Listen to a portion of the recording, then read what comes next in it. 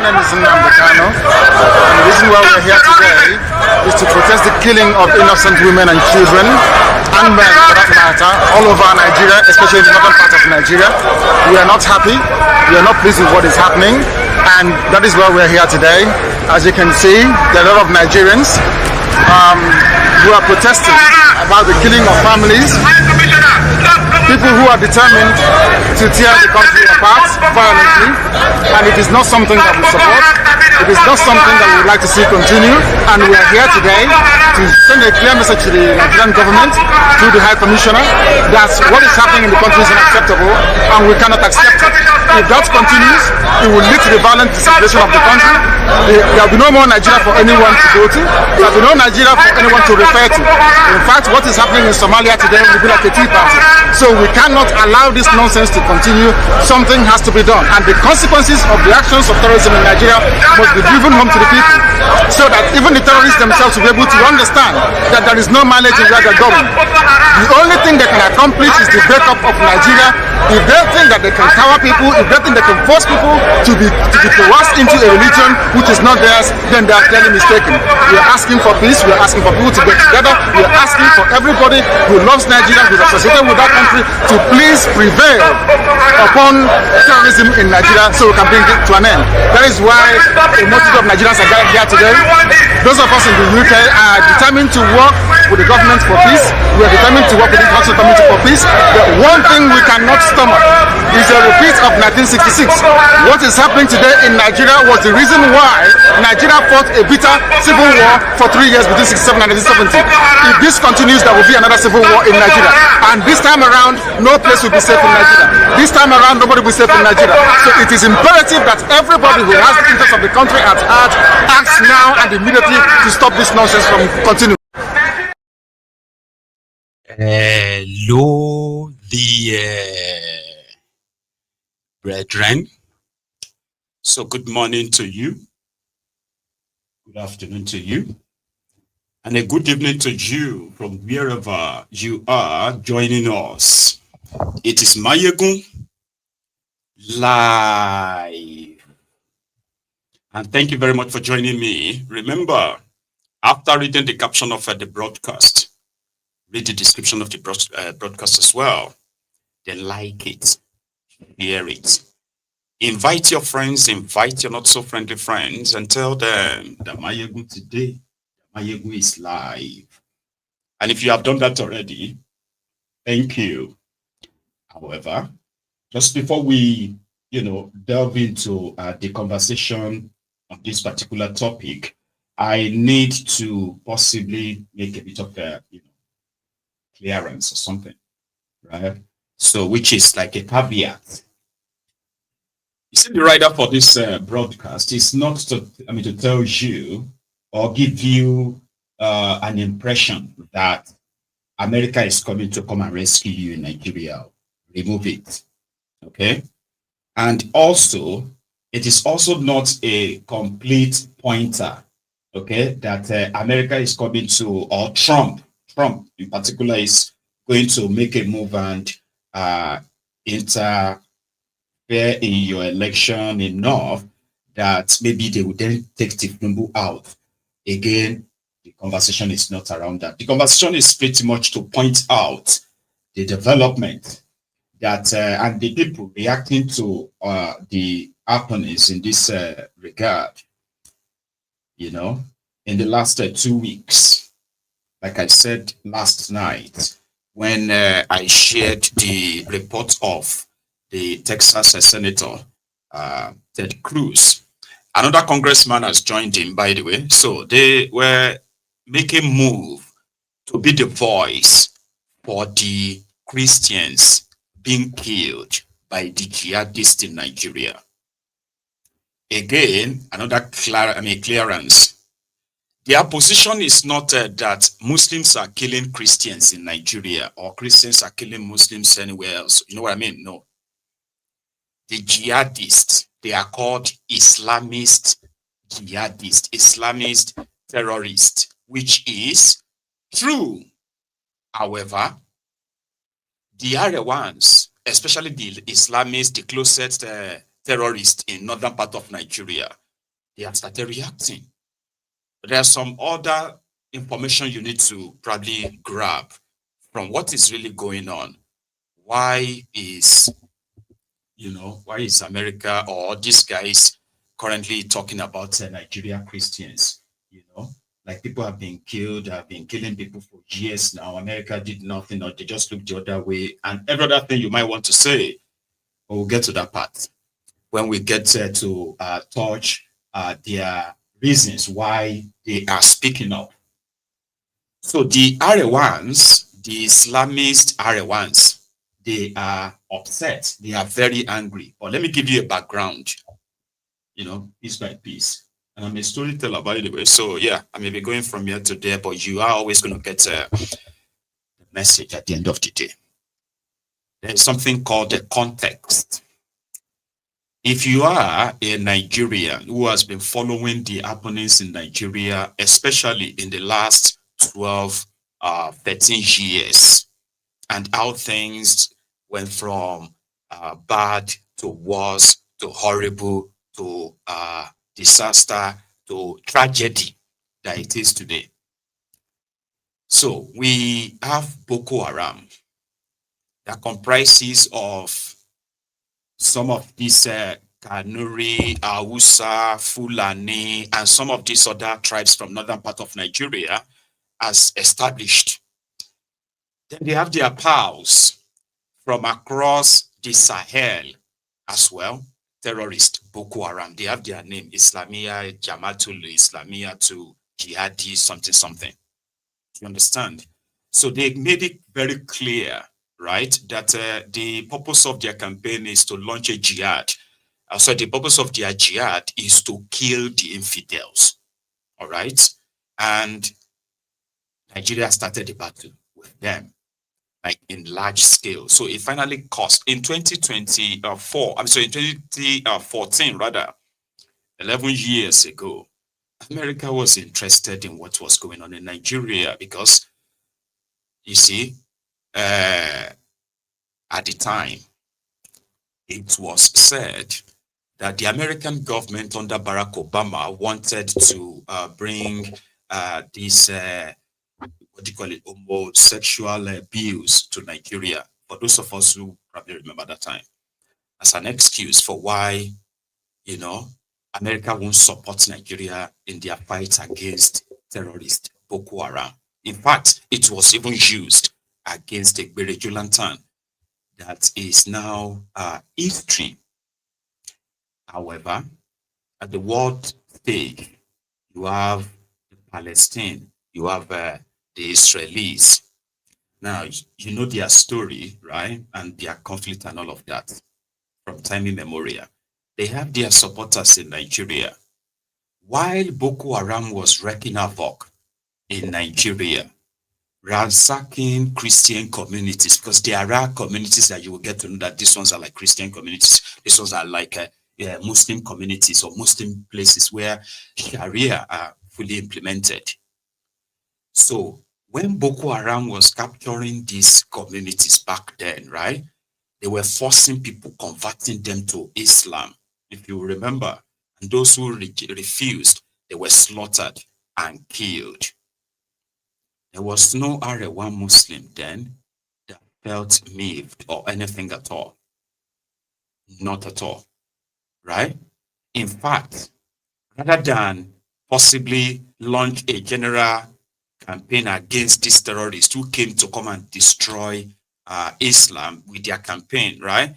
No, they kept quiet. But if anything happened, that's in Palestine or in Gaza,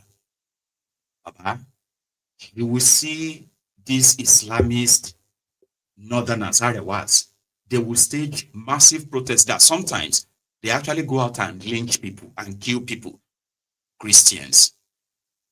So all these are like the everyday style of, everyday living of Nigerians in that contraption.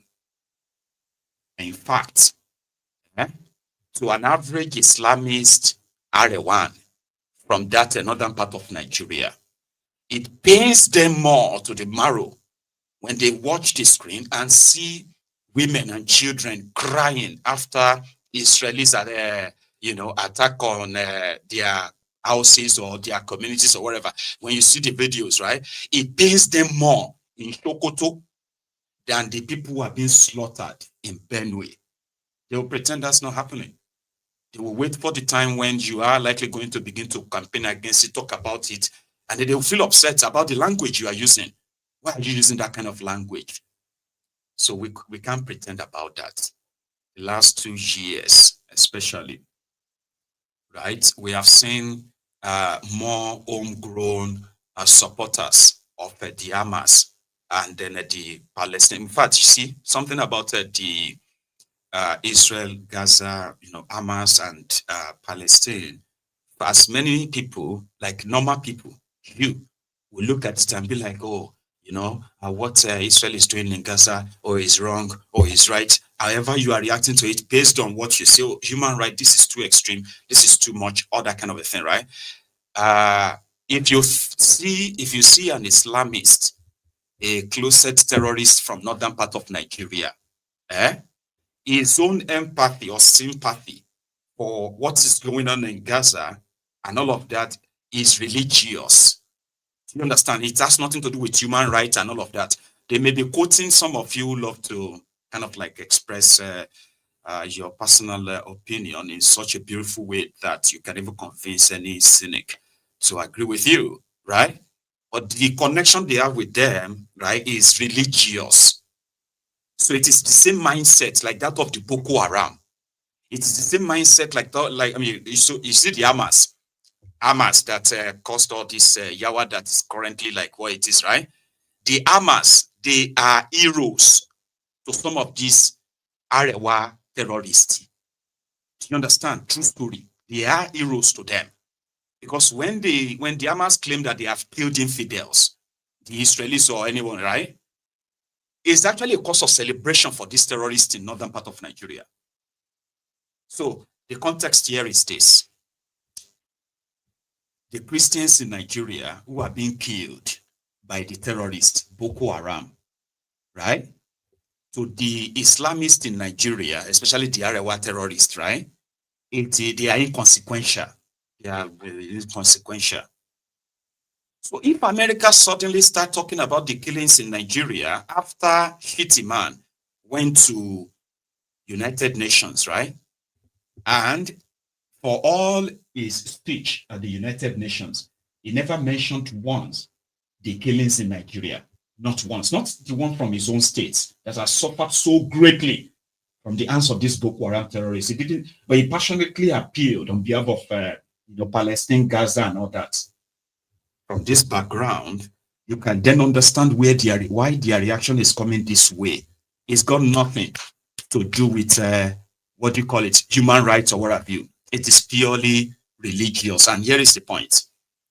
Immediately, right, that a podcaster in America, right, mentioned the killings in Nigeria.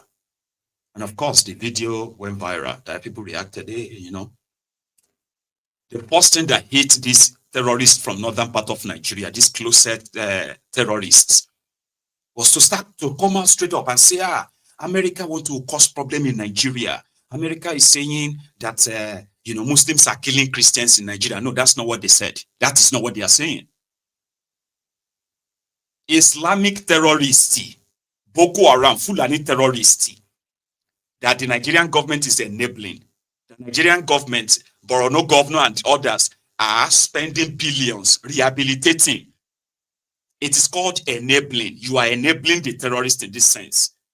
And none of you until last week actually took it upon yourselves, right, to genuinely go after the sponsor and those who actually are speaking in defense of these terrorists, your clerics.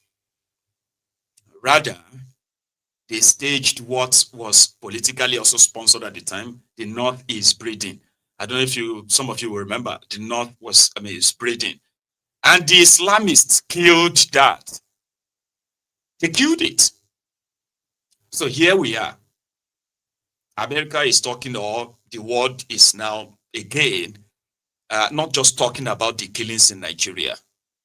They are intending to actually take action, maybe not against the terrorists directly, but their sponsor and their enablers. Nigeria government has all the information. They have all the information about those who are sponsoring terrorists in Nigeria. But because of political, exigencies, right? They will rather gloss over it and hope that people won't really care that much, while Nigerians are being slaughtered every day. Every day. Nigeria is not at war, but they are slaughtering Nigerians like they have no government, they have no security, they have no nothing. Terrorists are coming into the open to do peace talk, which includes community paying them taxes in Nigeria. So Tinubu and his gang now then started to preach peace. You know, Americas, they are spending they are spending money on propaganda. But do you understand, Ini? Was it not just a few months ago they were telling all of us that whether we liked it or not, there will be Sharia in Yoruba land? And everybody was wondering, where was that coming from? Like, people have been coexisting. The terrorists that are killing Nigerians today, from wherever they come from, they went to go and meet people in their own ancestral land. They are kidnapping travelers, kidnapping school children. They are ransacking villages, burning them down. You don't call that America is trying to incite you to cause problem. Are you mad? There's already problem. Terrorists are going to meet people in their own communities, slaughtering them. And you are not miffed. You said they want to cause religious crisis. No. What has happened in Nigeria is actually the awaiting implosion. That's what is still going to happen in that place. When that happens, you don't point to America or point to anybody. Nigeria is a disaster waiting to happen. That's not how to run a country. That's not normal. It's not normal. So, Arewans are angry. Why is America now projecting that they are killing Christians? No. Majority of you are closet terrorists using what they call takia. They have a lot of it. And people are becoming smarter day by day. And this whole thing won't actually really last that long anymore, whatever it is. They were pushing blasphemy in a country that is supposed to be, what they call that thing again? A multi-religious society. They are entrenching the violent ideology from their Sharia. They are pushing blasphemy. But they are convicting people to death because they said something about Muhammad or said something that about their religion. Baba, educated people are saying it is normal, it is their religion. You cannot insult their Allah. Insult your Allah, and then you kill that person in a country, a secular country. Secular. Do you understand what that means? It means that people are free to practice anything and everything they want. If your God no fit fight for himself, your God is a useless God. Do you understand that? So, but they will tell you that, yeah, that's your own. In this part, we are Muslim. We don't want alcohol. We don't want this or that. All this kind of strange things that they have somehow over time systematically entrenched. And they are spreading it. They have, extending it. Because some of you dummies think because you are Muslims with them, right? Oh, you are saved, you are spared. No, you're not. Now, people are seeing all these signs and they are complaining that your ideology of this, your own Islam, that you are importing from this Sahel, and God knows where else you are importing them from. They are so alien to the people you want to force it on. And you're saying, no, we are not forcing it on anybody. We're not forcing it on anybody. Somebody is standing trial for blasphemy in Nigeria. They're going to kill him. If it's found, see, a Nigerian lawyer, who is standing on behalf of Sharia murderers, terrorists, was in court and he told journalists that even if the court frees him, he will still be killed. In front of camera. Do you think the rest of the world is not saying that? Somebody who is a special advisor to a minister in Nigeria, he is in support of killing people for blasphemy. These are the characters in the corridors of power, making decisions or influencing decisions that affects millions of lives. And then they will turn around and say, oh, they want to use propaganda to divide Nigeria. All of us must wake up. As if to say you are being honest. You are happy for them to kill me if I say something about your Muhammad. You actually really mad. You think that's actually a real country where you are happy, as educated as you are, and trying to convince me that blasphemy is because we have to, you mad, Dini. So these mad ideologies have been somehow injected into your system in Nigeria. Some of you, out of fear, you have heard it back. So last, it's going to be an implosion. Again, look at this one. They want to kill somebody for blasphemy. Rukaya is in support. But when you look at the text on the right, you see her started saying, oh, they are saying they are killing Christians. They are saying they want to use propaganda. Everybody is saying the same thing. This mofo served as Bokwari's PA. Yes, on media. This terrorist. He served under Bokwari as a special advisor. He said, I can't pretend or keep silent. I support the death penalty for blasphemy. That's my belief, and I do not and will never support safe Kanunai. It is an honor to be called an Islamic extremist. Only for the Olori Bruku to turn around and say, oh, they are paying people to blackmail northerners, to blackmail Muslims. You, who is a Muslim, automatically will think, oh yeah, I mean, if you don't like America anyway, right? Just be like, America is trying to, don't listen to them, oh, Papa. They are killing people in Nigeria. If they are killing Muslims as well, this energy that most of them have for Gaza and Palestine, if they share just half of that with their compatriots inside Nigeria, do you think there won't be much difference in the fight against terrorism? But they don't give a damn. What they are pushing now is to try to convince others and say, hey, you know what? We are living in peace. Everybody is living at peace. Which peace? Which kind of graveyard peace on the league? Terrorists are invading.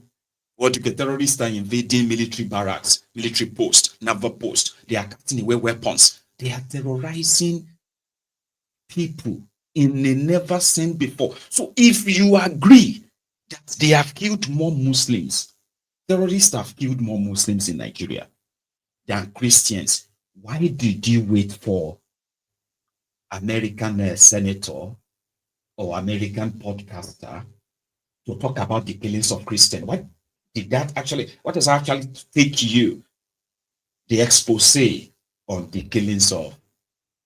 So this is why we said Trump is obviously going to get involved soon. And for those of you who knows how Trump operates, right?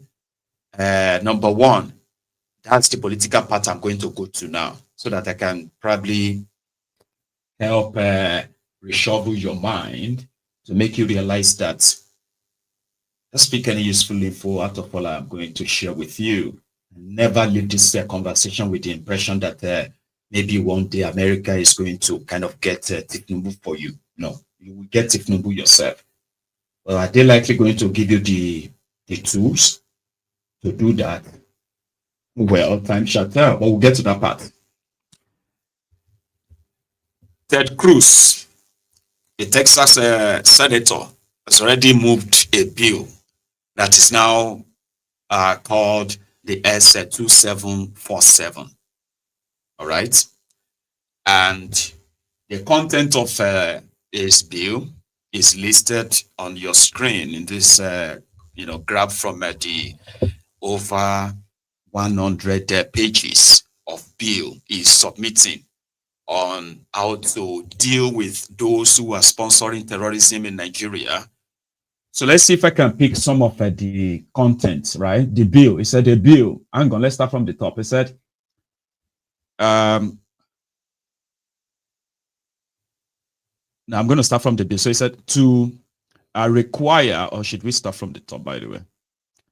just intro. So it said to require the Secretary of State to designate the Federal Republic of Nigeria as a country of particular concern, to impose certain sanctions and for other purposes. One, be it enacted by the Senate and House of Representatives of the United States of America in Congress assembled. Section 1, short title, the act may be cited as the Nigeria Religious Freedom Accountability Act of 2025. Section 2, imposition of sanctions. In general, the president shall impose the sanction described in executive order. It goes soon get messy. For those who know Trump and the way they do it, Abi. So the president shall impose the sanction described in executive order 13818. That's a 50 USC. So 1701 note relating to blocking the property of persons involved in serious human rights abuse or corruption on the persons identified in the report required under subsection B. So B, report required. In general, not later than 90 days after the date of the enactment of this act, and annually thereafter, the Secretary of State shall submit to the appropriate congressional committees a report listing Nigerian persons who are A, federal officials or state governors who have, during the period specified in paragraph 2, 1, promoted, enacted, or maintained Nigerian blasphemy laws, including through public advocacy, legislative action, or executive enforcement directives, or 2, tolerated violence by non-state actors, invoking religious justifications to commit acts of violence, including persons designated as 1, foreign terrorist organizations, pursuant to Section 219A of the Immigration and Nationality Act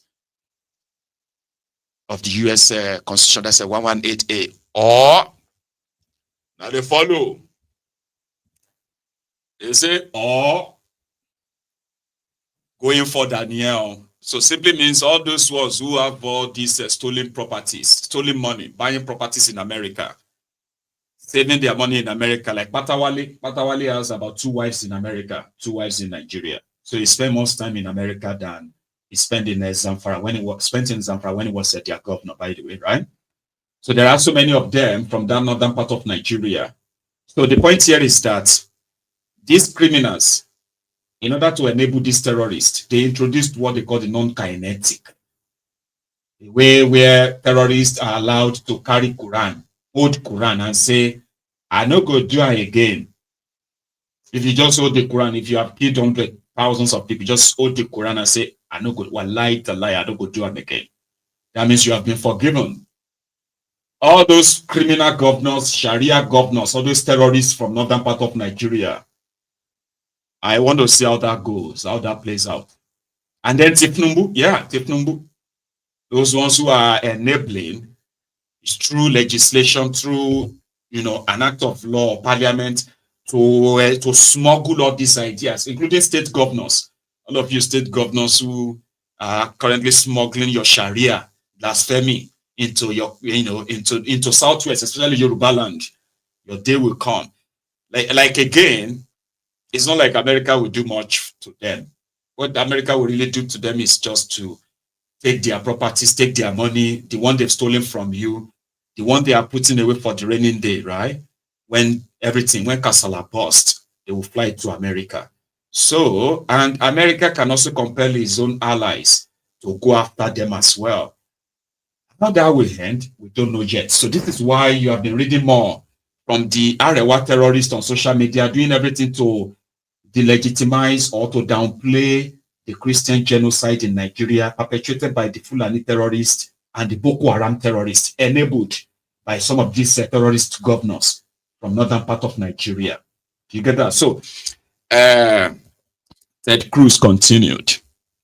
So, 2, specially designated global terrorist pursuant to Executive Order 1322-4, 50 U.S. Constitution 1701 notes relating to blocking properties and prohibiting transactions with persons who commit, threaten to commit, or support terrorism.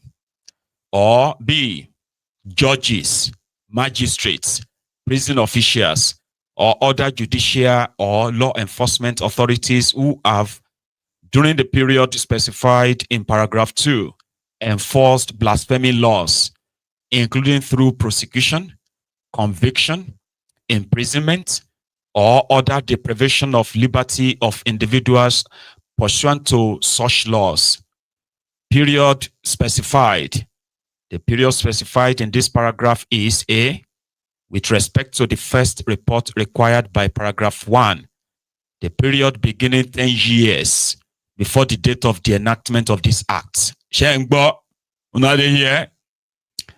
And ending on the date on which the report is submitted. And with respect to each subsequent such report, the period, the period beginning on the date on which the provision such report was submitted. Make I do some shalaye there for you so that you can understand. Rather than for the Arewa to be Arewa that believes that these terrorists are not Muslims who are killing the Christians in Nigeria, because the Christians in Nigeria are considered as infidel. Infidel are those who they believe have no real value. They are not humans. They are worthless.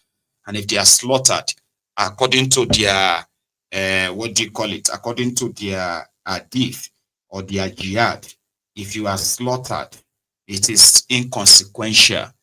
Better thing is that, even if the terrorist is slaughtering or shot or killed, killing you as you are already dying, they will still celebrate and say, maybe you will go to heaven if you can shout, Allahu Akbar, Allahu Rasulullah, Sallallahu Alaihi Wasallam, Allahu Akbar. That means you mentioned the name of Muhammad. You are going to heaven.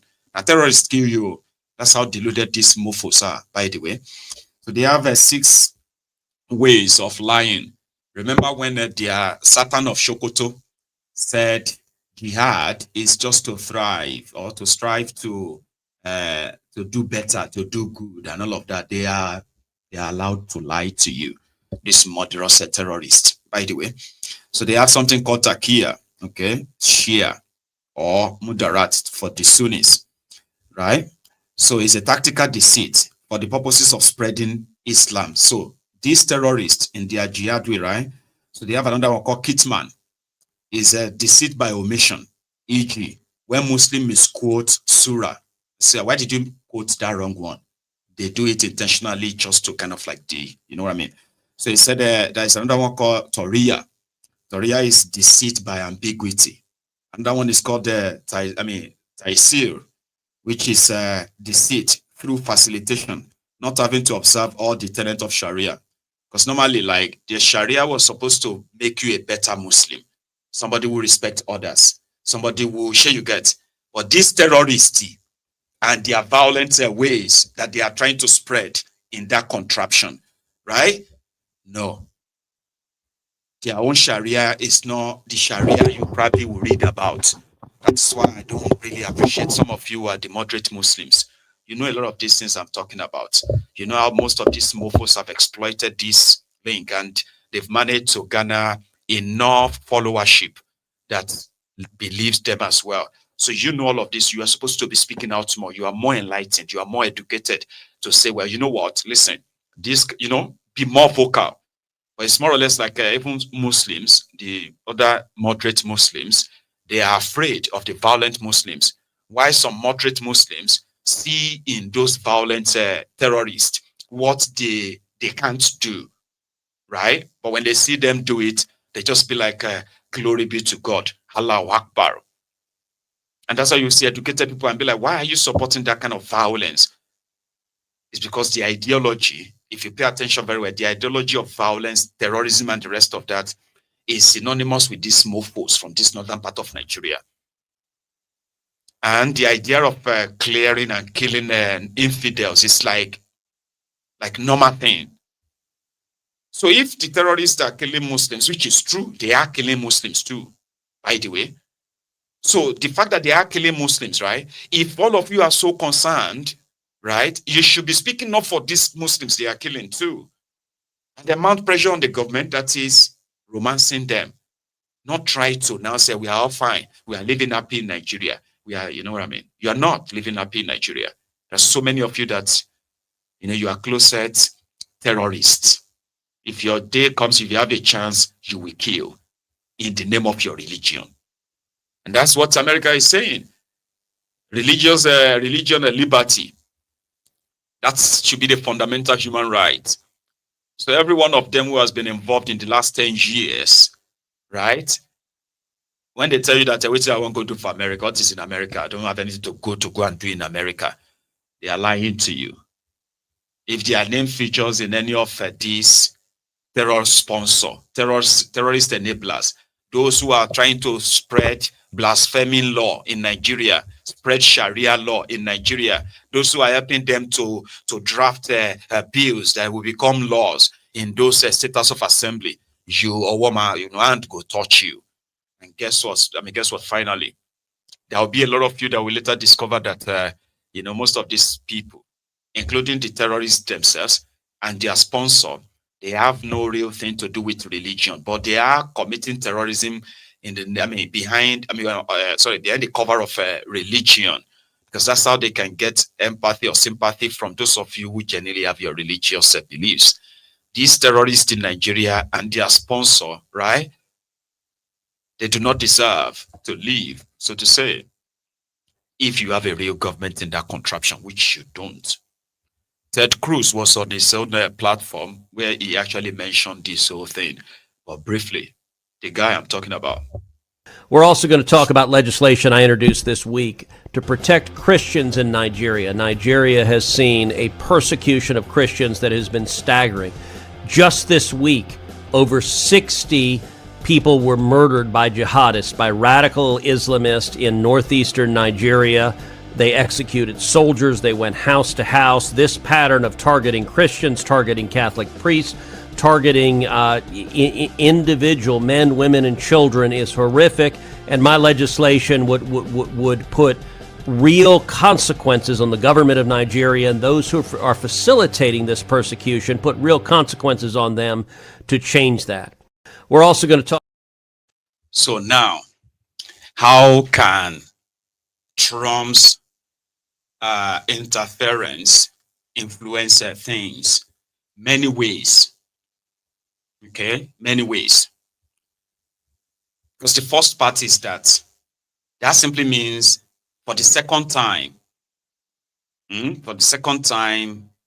during his presidency, the issue of killing Christians in Nigeria will end up on his table again.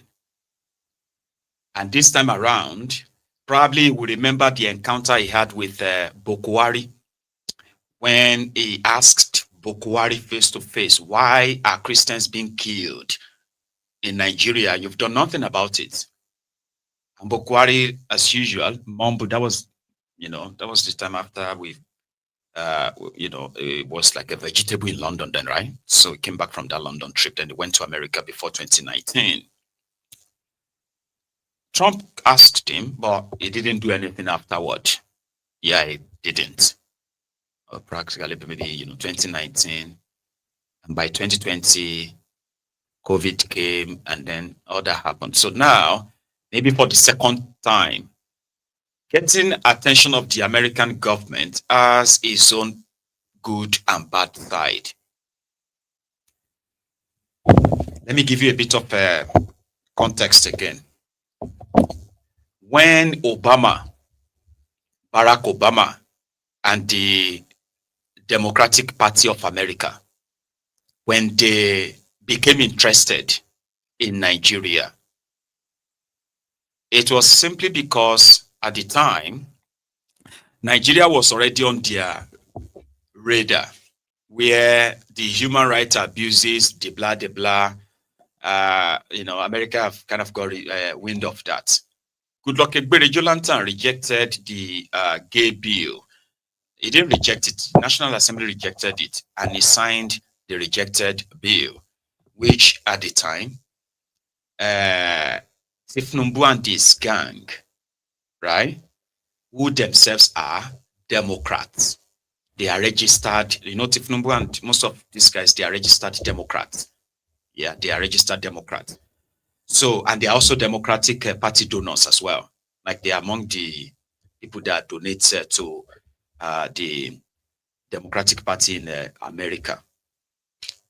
So it was easier to sell the idea of regime change to Obama's government. The rest today is history. And what did the Obama government, what did they do? First, they placed embargo on Nigeria from acquiring weapons to fight this Boko Haram. The American mainstream media, politicians, they were drafted into it. And just like what you're about to witness now, if Trump, like I said, it's good or bad, okay? If Trump wants to be like them, right? So everybody's going to get interested. Like they were never aware, not that because they were never aware, but this time it's going to be like, okay, yeah, it's the central stuff, let's do something or act on it. So it was easier. The difference between Obama and Trump right now, in my own opinion, is that we all know Trump doesn't like anything Democrats right now, yeah? So if they sell the regime change, for example, because of this to Trump, so here is the reason why it may not likely fly, okay? Is that now I won't like it if Numbu is Democrats, and the Democrat people are the ones who have kept his file away from Nigerians when it mattered most. So America looked the other way under Biden because they are Democrats. So the alternatives would then be who? Atiku, Obi. Well, from my own experience, from my own understanding as well, Peter Obi is a registered Democrat, not like registered, no, is it registered or it's also like a donor to the Democratic Party. He attends Democratic Party conventions. Like the Tinubu and gang are also donors before, you know what I mean? So would Trump agree to regime change that is still, others are like, no, forget about that. It is about deal. If Donald Trump could sit or have a chat with the once declared most wanted terrorist from Syria, who is now the president or whatever of Syria right now, in suit, met with Trump, the same man America promised $10 million a ransom on. Forget about it, it's about deal. So how that is going to play out, I don't know. But would America give you the chance, at least the tools, to take down the APC? Yeah, it's possible. I don't know how, I may just make something up, right? But it is possible. Nigeria is not a small country as well, that America is just going to say, no, it doesn't work that way. They have a way to take advantage of what is already obvious: economic downturn, insecurity, hunger, and name it. Then corruption. These are easy tools that could be weaponized any moment.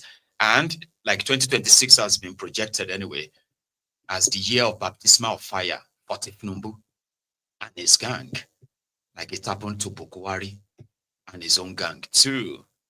You get what I mean? So this could be the ingredient towards that.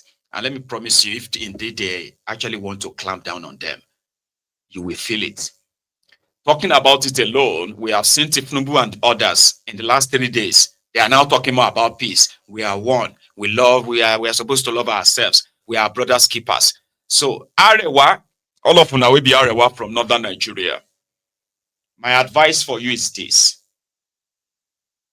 You shouldn't be mad. In fact, don't call it a propaganda that they said they are killing, jihadists are killing Christians in Nigeria if you are not a dumb jihadist yourself. Because Christians, Muslims, so they are supposed to be Nigerians, right? Now, if you are very honest, right, that these terrorists have killed more Muslims too, now those are the people you have to kind of like direct your rage to. And you should be grateful to America.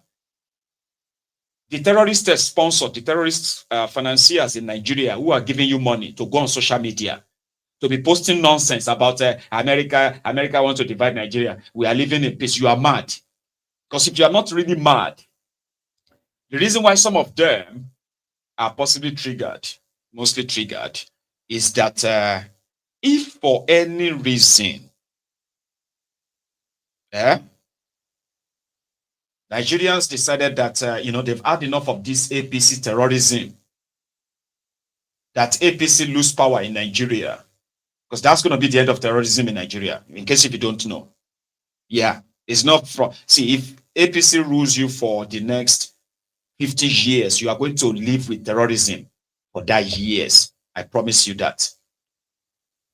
Their sponsors, who are mostly protected, are the ones who have done so well to rehire repentant terrorists, recruited them into the Nigerian army, and who are now pretty much working as internal saboteurs.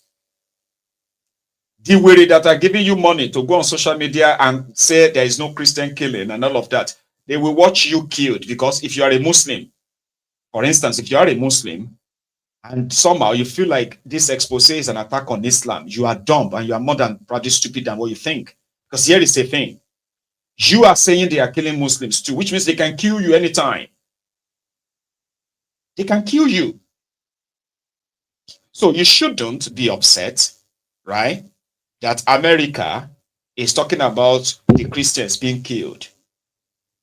In fact, if you have to be upset, you should be upset with Saudi Arabia, Iran, Iraq, a few of these places that should be speaking up for you and say, hey, they are killing more Muslims in Nigeria. Nigeria, I mean, the whole world should know about it.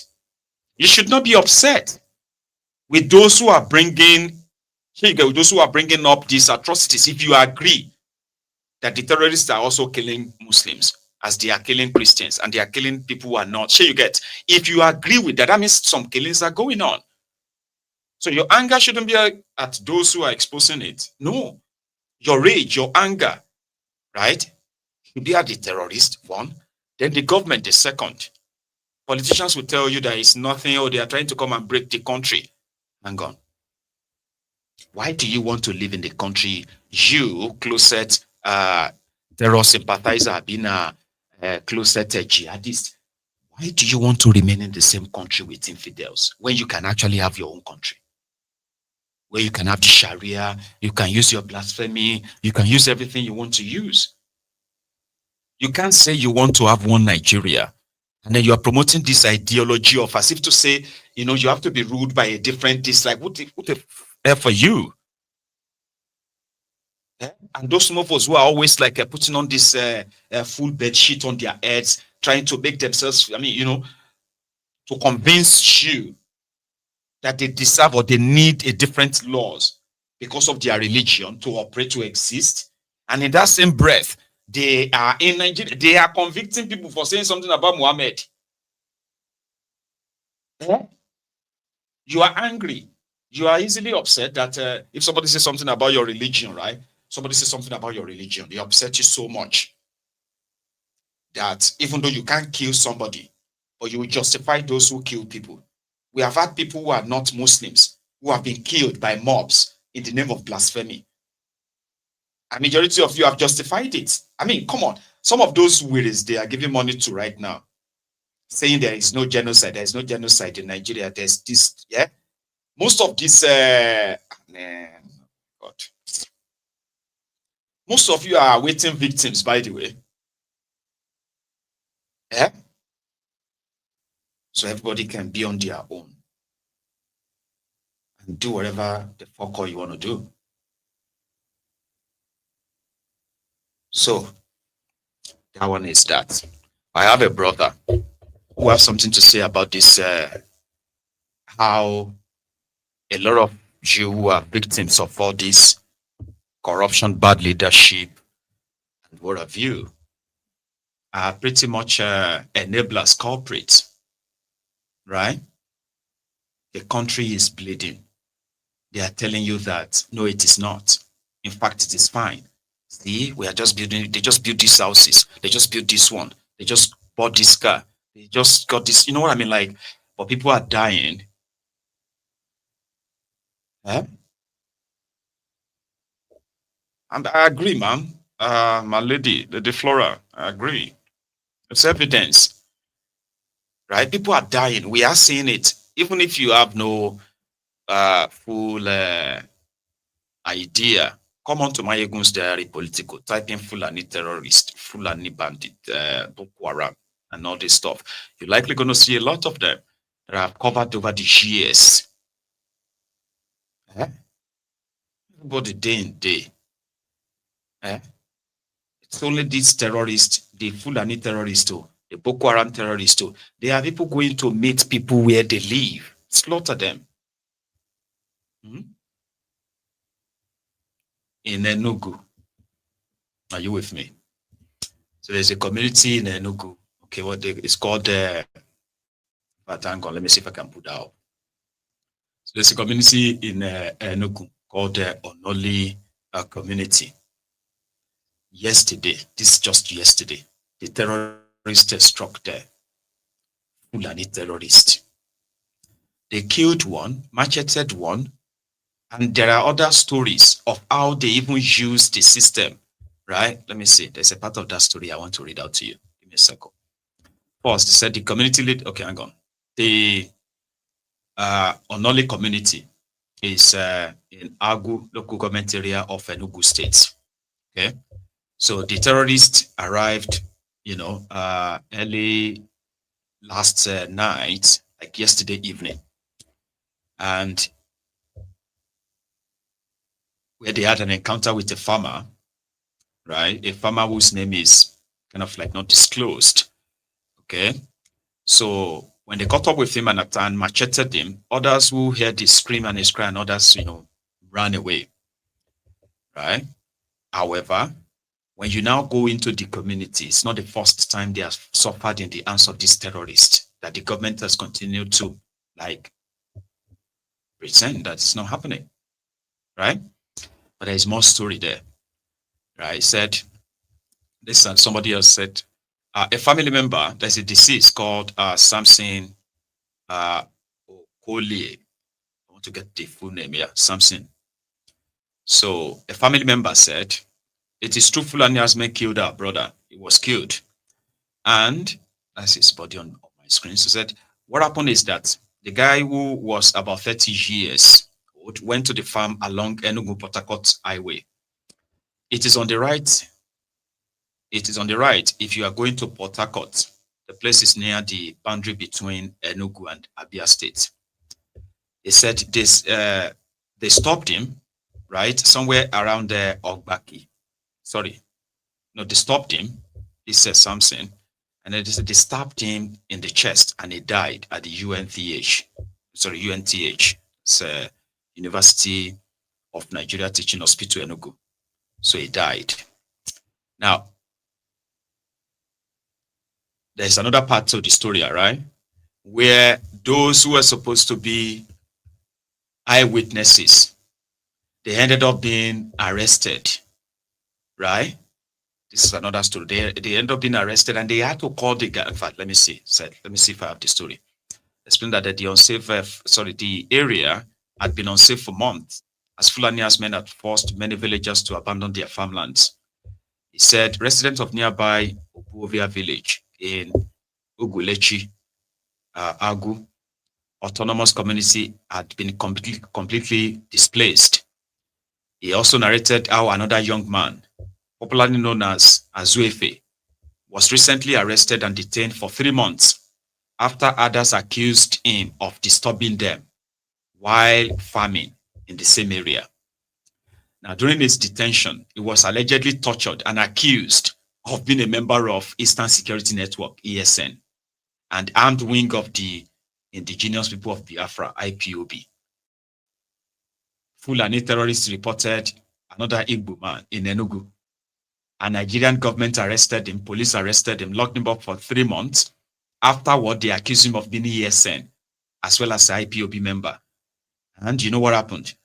They tagged him a terrorist. While the real terrorists, God knows from where they come from, are there in Enugu, reporting the Igbos in Enugu. Situation, right? In Kogi, it has been reported that somewhere in Yagba West, local government area of Kogi State, the terrorists, yesterday, they killed 27 people. 27 human beings were slaughtered just yesterday again in Yagba West, local government area of Kogi. Now, by the eyewitness, they said the bandits killed 27 people in Yagba West just yesterday, and it was not reported. They invaded the area with heavy weapons. The eyewitness continued, said, a woman's husband narrowly escaped with injuries during the raid, which occurred near residence of Senator Karimi, that guy that stopped El Rufai from being minister. Karimi, you remember him? He said the woman and two of her children were kidnapped right from their house around 2 a.m. in the early hours of this Friday morning, while her husband escaped with wounds. Now, it happened very close to the house of the current Kogi West Senator Karimi. And what other eyewitness account there?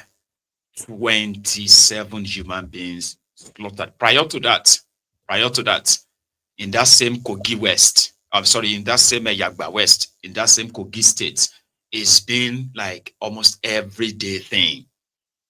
You'll be lucky if they kidnap you.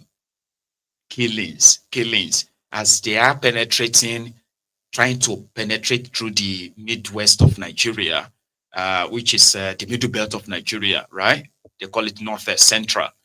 So they are breaking through in Kwara, penetrating through Benue, daggering through the heart of Kogi, going through that Axis Star way. As they are in Benue, they are in Enugu, and not like that, they are in Ebonyi.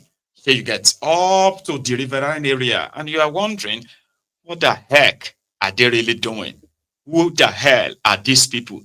Those who are supposed to tame them are telling you to learn how to live in peace with them. How do you live in peace with people who comes to your community with God, with these war weapons? How? That is APC, way. Right? So if you hear America talk about it and everybody is raising concern about it, you should be raising your own voice too. Not try to kind of like cover the mouth of everyone else. Yeah? This brother said it all. You, your leaders, your pastors, the church, the mosque, and your religion.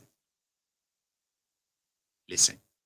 I used to think that the church and politics were two different monsters. I was wrong. They are two heads on the same beast, feeding on your fear and your faith, tearing flesh from your bones while you clap. This one requires you to think and be patient. The politician steals in the daylight, and the pastor sanctifies the theft at night. The politician drains the treasury, and the pastor tells you to pray for your leaders. The politician builds no roads, no schools, no hospitals, yet funds cathedrals and mosques because he knows that religion is the leash around your own neck. It is a perfect arrangement. The politician poisons you with corruption, and the church sedates you with obedience. The politician denies you food, and the pastor tells you to fast. The politician robs your future, but the pastor says respect your elders. You are chained at both ends, one by fear of the state, the other by fear of God. This is not spirituality or politics. This is slavery in its most elegant disguise. Think about it. The food industry poisons you. The pharmaceutical industry makes money from treating you. That is exactly what the church and politics have perfected. One breaks you, the other consoles you. One destroys, the other distracts. One steals, the other sings over your grave. And you don't resist. You bow, you obey, you tithe, you clap while they got you alive. Instead of storming the palaces, you storm the altars. Instead of protesting, you kneel. Instead of demanding justice, you close your eyes and wait for heaven to do what your hands refuse to do. Tell me, what gospel blesses thieves in office? What kind of faith baptizes corruption? What kind of shepherd trains the sheep to love the wolf? Look around. That mega church, it isn't a house of God. It's a monument of your silence. The pulpit isn't salvation. It's a microphone for the state. The politician buys the pastor's loyalty with contracts and cash. The pastor buys your loyalty with fear of hair. Together, they've mastered the economy of your stupidity. They don't even need chains anymore. They simply need pulpits. And here is the part that should shame you. The system survives because you keep feeding it. You keep voting for thieves and praying for them afterward. You keep funding pulpits while your hospitals rot. You keep begging for revival while your leaders blunder. You're not just a victim, you're the accomplice. So let me say this plain. Politics poisons you. The church sings you to sleep. And you, yes, you supply the blood. I used to think that the tear gas him. He fell. He fainted. He passed out. He passed out. He passed out. It's one powerful message. Very, very powerful. You can reflect on it if you want. You know what I mean? But I don't think you can really fault anything he said. So you can look out for altitude within.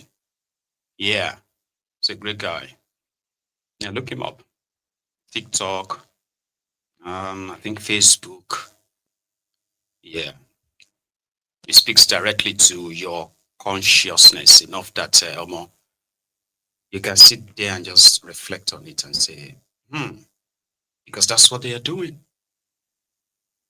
RCCG Babajio Eroboye just delivered another motivational speech, sort of, from his pulpit. You know, we used to call them, or do we still call them the pulpit bandits? He is expected to lead a prayer, a national prayer for Nigeria, so that the Nigerian criminal politicians can begin to do the right thing for the people. So they need prayer. And he said to his congregants today that no matter what anybody says, Nigeria is still the best country to live in the world. And these are the issues. Nigeria could be the best place to live in the world if the criminals in Nigeria allow the people to have the best place to live in the world. People can't be living in this kind of situation, watch their criminal politicians loot their common patrimony with reckless abandon. And then the church, who knows this very well, gets their own share, get their own cut, and everybody's kind of smiling to the bank. She understands that people deserves better. Sorry about that too. I got my screen froze there, right? But Baba said that, no matter what anyone tells you, Nigeria is still the best. You know, people say that. Have you not heard Nigerians say that to you? Probably have heard that. They will say, this Nigeria, this country for be the best country. If to say, if you remove this Boko Haram, this terrorism, insecurity, if you remove this bad leadership, if you remove corruption, honestly, Nigeria is a very good place to live. A good way to say, okay, wait. What makes a place a good place to live? Have you ever asked yourself? Because some of you probably have said that to yourselves before. I have. So don't think it's something that you probably have to be ashamed of. No, not really. I have said that. But it's actually one hell of a lie that we say to ourselves. Baba, what makes a place livable? when you don't have security. Let's just just remove this security. No, you can't just remove it. It's an issue. You fix it, right? That's what will make the place safer. You combat crime, you punish crime, punish criminals. That's what will make the place safe for everyone. Corruption in government, not the level at which you are seeing it in Nigeria. It is not normal. No, it's not. So if you cut corruption to the barest minimum, there will be good leadership, responsible leadership. Do you understand? Then you can then say the place is livable. You don't just say if we remove this from this country, after you have spent maybe 20,000 naira, and you look at your table like, man, I can never spend this 20,000 naira in America on this kind of drink, on this when you don't drink. Abi? And that moment you suddenly feel like, man, this country, man, if to see our leaders do the right thing, if to see our leaders are, this country is the best country to live in the world. But you know, it is not. It's not. It's an hellhole. And they made it so. Their actions turned Nigeria to hellhole. You can't sit down because in your little comfort and say, man, this country, man, is such a very lovely place to live. No. You tackle what made it impossible to live in that contraption peacefully. And when all of that is done, you can then begin to enjoy it. And you will see the difference. Then you can begin to feel like, man, this country is really good to live in. So right now, when you have money, you have to get yourself some security man, right? But to Adeboye, who has all the security guys guiding him day and night and all that, right? He's telling his congregation. People and tell them, it's going to be well with me, you know.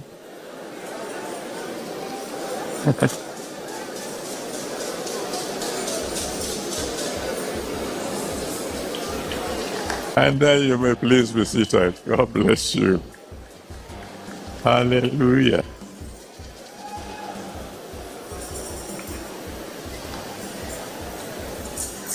You know, by the grace of God, I've traveled practically throughout the whole world.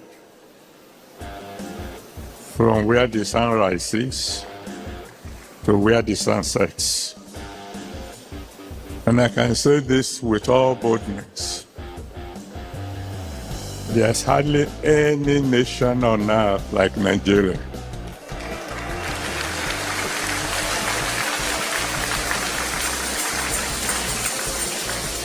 Oh yes, we have our problems. But you know, we hold the world record as the happiest people on earth. Somehow, no matter how difficult the situation, we know how to laugh.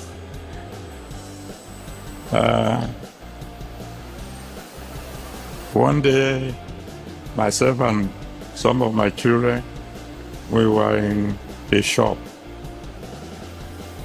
in Britain, and we were discussing, and of course we were laughing. And one white lady came to me and said, "Your laughter makes me laugh." I smiled and said, "You don't know anything. We laugh at whatever, no matter the situation. The day when you will no longer be able to laugh will never come in your life." So those of you who are listening to me all over the world, help me thank God for Nigeria. Help me thank God for Nigeria. Praying.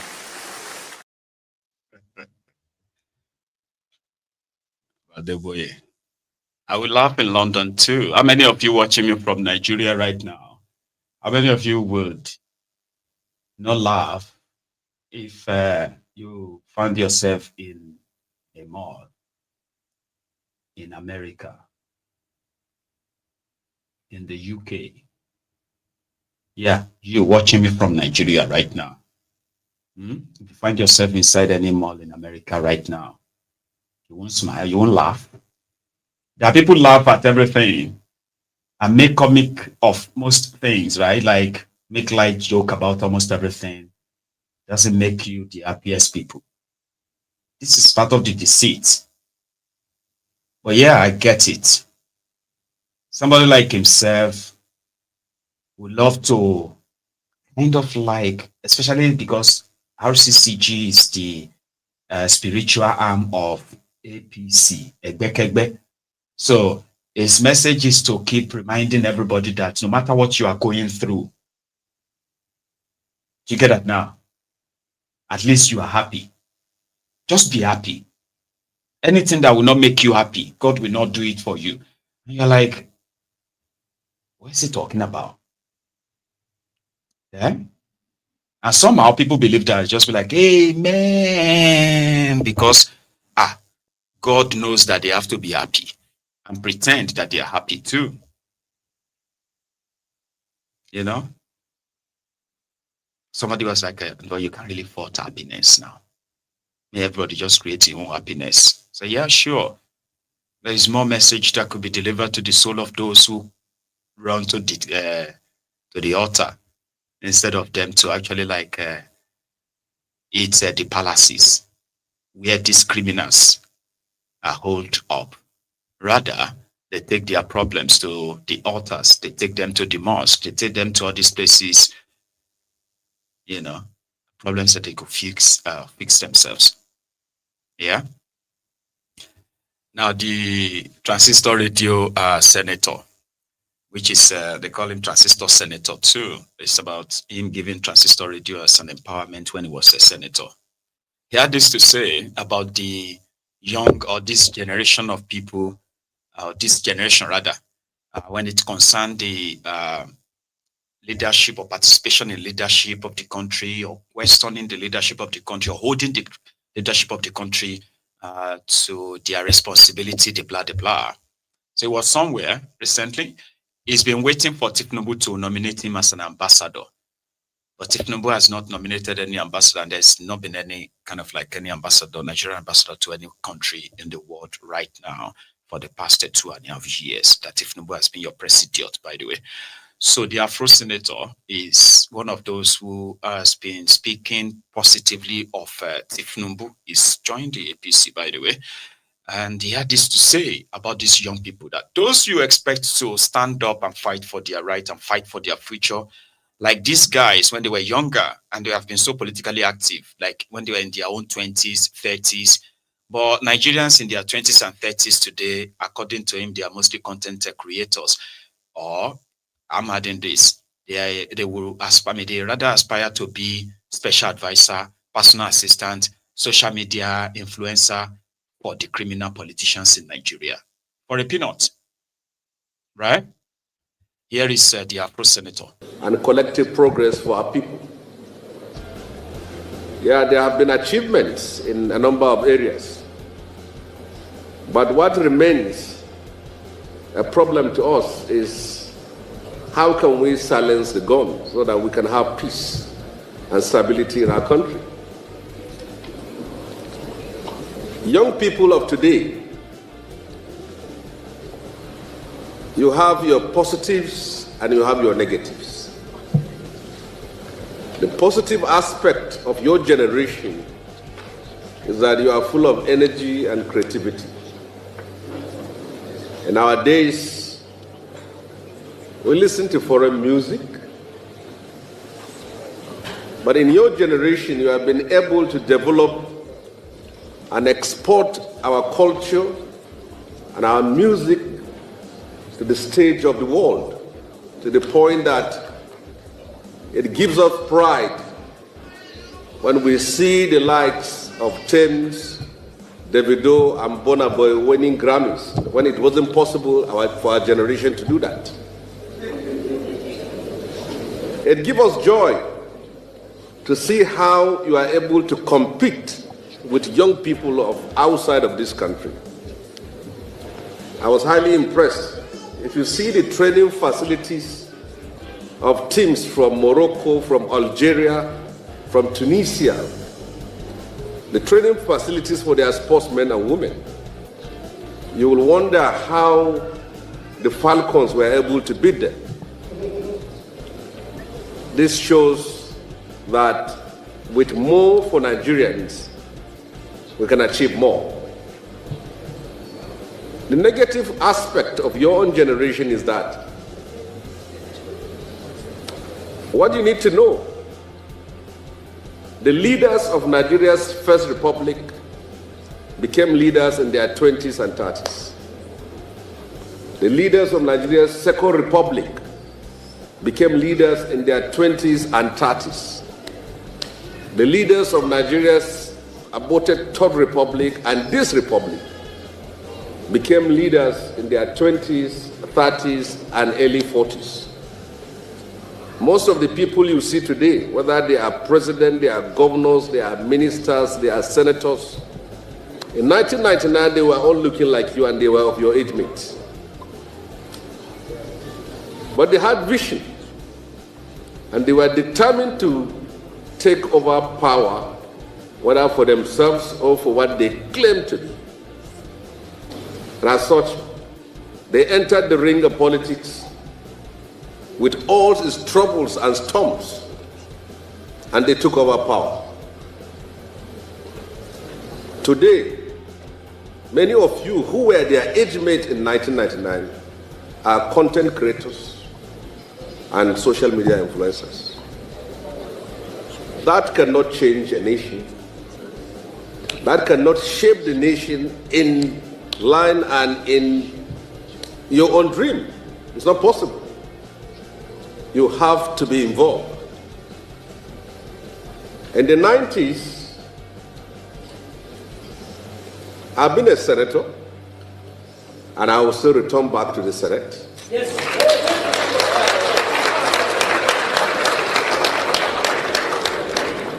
As of 1999, we couldn't contest the Senate because our age is not up to the age of people who can contest elections. But we are determined.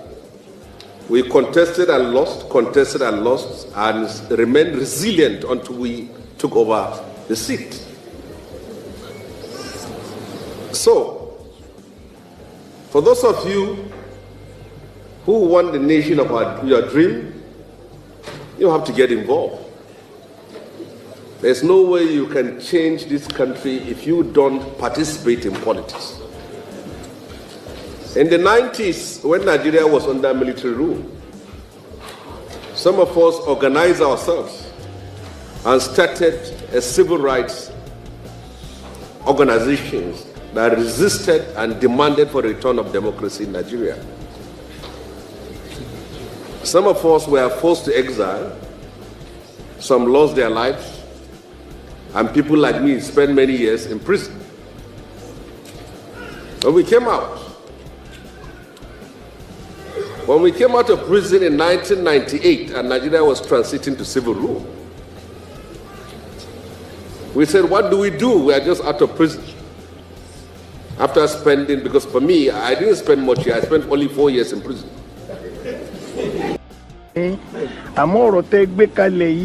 Ó dàbí ọ̀rọ̀ ẹni tí ọpọlọ rẹ̀ yòrò tàbí ẹni tí Ọlọ́run fi síbi aláṣà àwọn ọpọlọ rẹ̀ bí ọpọlọ ikú ó jọ má bẹ́ẹ̀ tọpọlọ rẹ̀ ò tó nǹkan rárá tàbí ètò wà ń bẹ kó má tiẹ̀ wúlò má rárá. They all love to talk sweetly, but reality is completely different. So let's break it down. When these guys were growing up, right, they had a lot of opportunities. Not like all these opportunities were presented to all of them on the platter. No. There were so many of them who got government-funded scholarships to get education.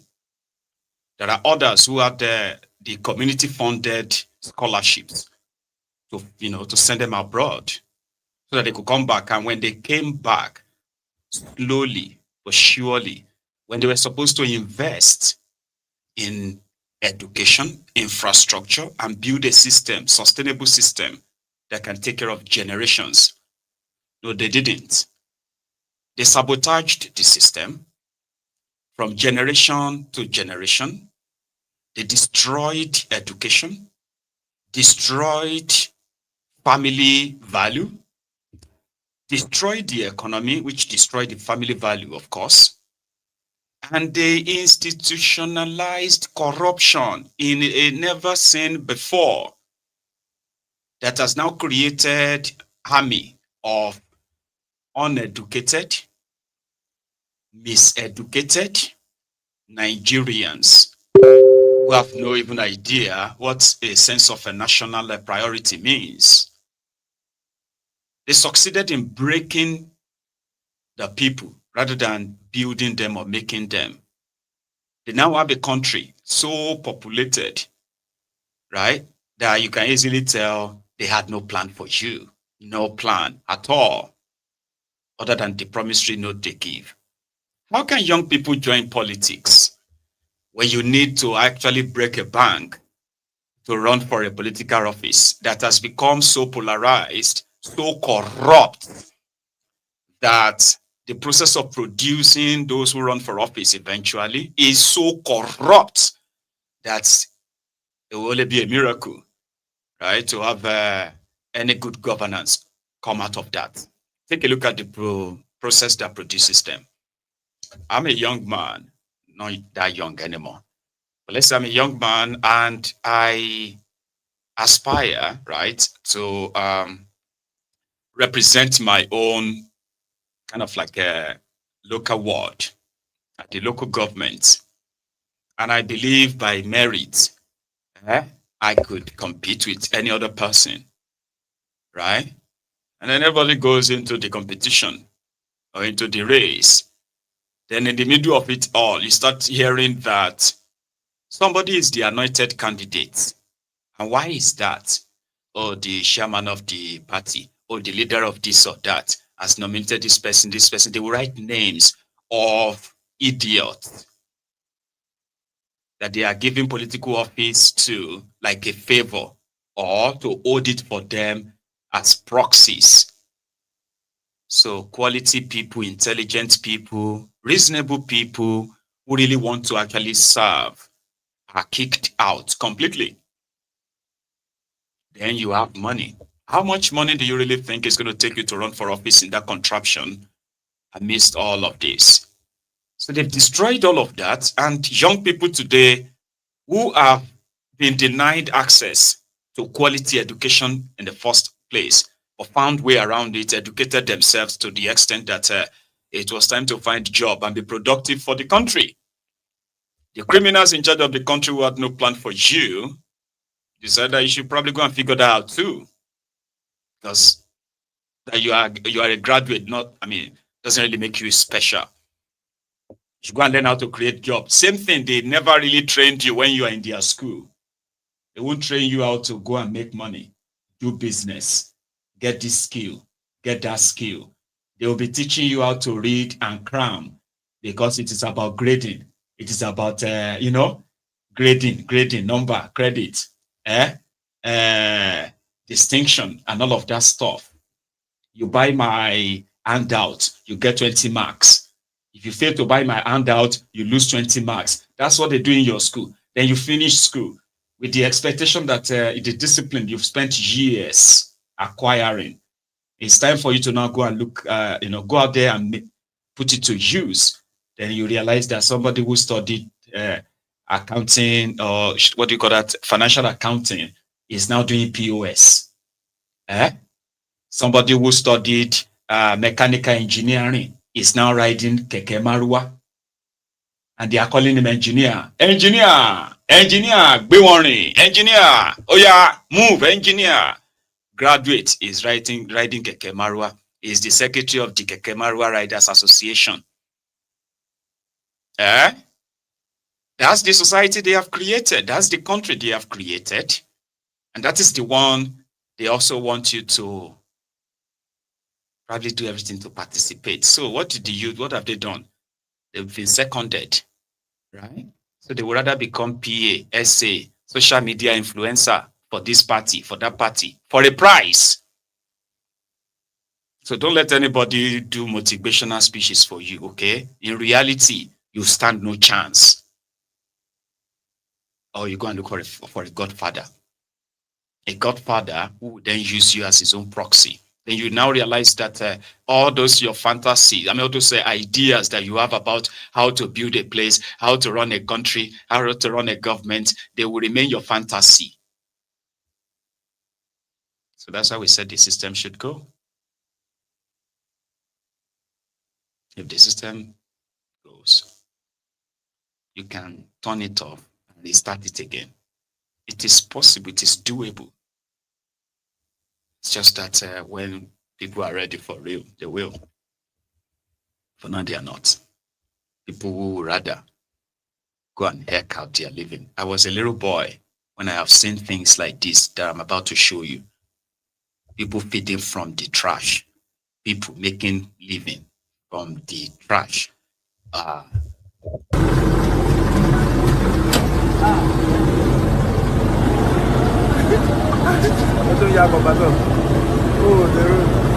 So what else control?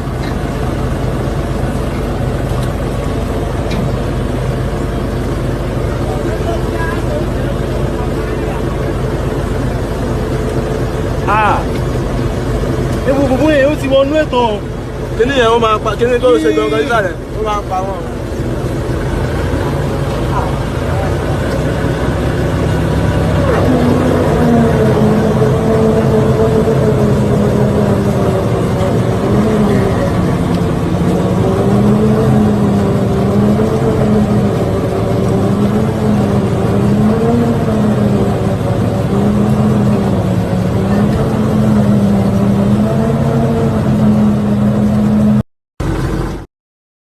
That should bring back some memories, right? What do you think it will take to turn that place to a waste processing plant? All those guys who are picking rubbish, looking for anything they could pick, plastic, metal, or anything at all that they could pick that could be turned to money, right? They can still be working at the waste management plants. Get good pay, decent job. No, I was a little boy that I've seen that. But today, people are, imagine as a little boy. Imagine those who were of my age mates. When I was that little boy, 10-year-old boy. And they were 10 too. They had dreams. They had no idea what Nigeria was all about. Probably would have been having the hints, right? But they had no idea what Nigeria had in stock for them. Imagine somebody who is now in his 40s, is speaking trash, is speaking stuff from trash that is going to go and sell later for God knows, probably less than 1,000 naira. Because he has to take that thing somewhere. They will weigh it for him. When they weigh it, they pay him per kilo. So at the end of it, maybe 5,000 naira.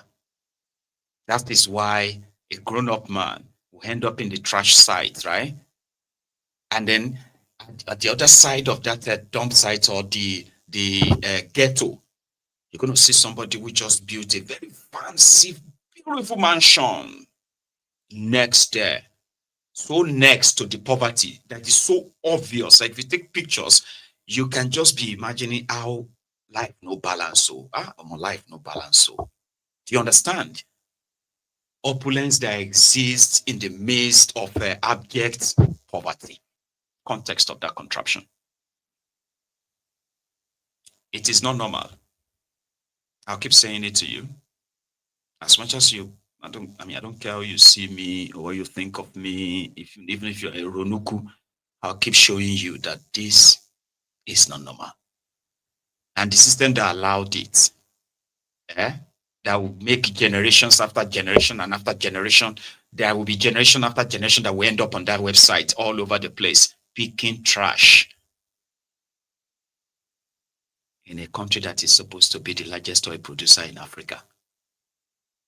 That should mean something, shouldn't it? Largest oil producer in Africa. I want to believe that should mean or count for something. But it's in Nigeria, it doesn't. Sadly, it doesn't. you know. They are also one of the largest gas producer.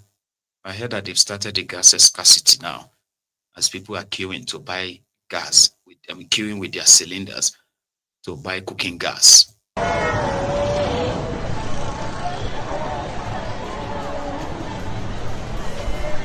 So how do you expect these people here to support the nonsense Bengas and did? You can see now, this the mobile station in Yanopaja, there has not been gas in this area since last week, and people have been running around.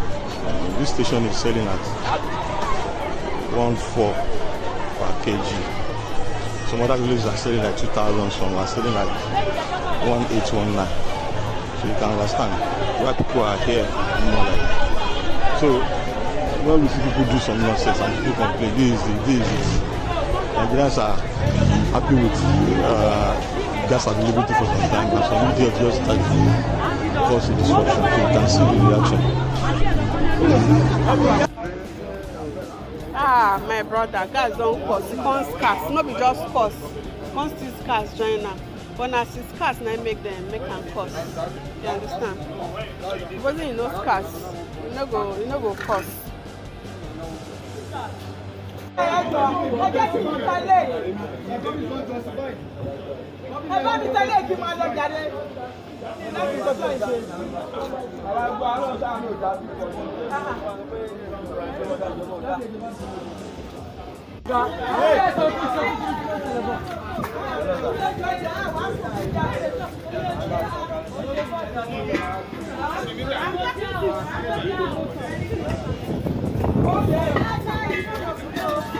Transmission line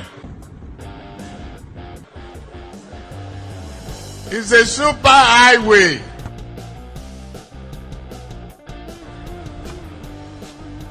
for generated electricity and power. They could not even make a down payment for a roasted corn. 70 years old man.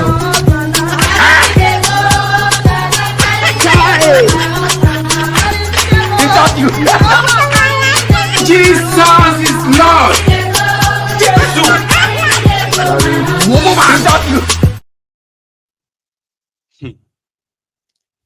Leaving that aside, there are others whose own concern is the reduced purchasing power of Nigerians, which are being masked as well.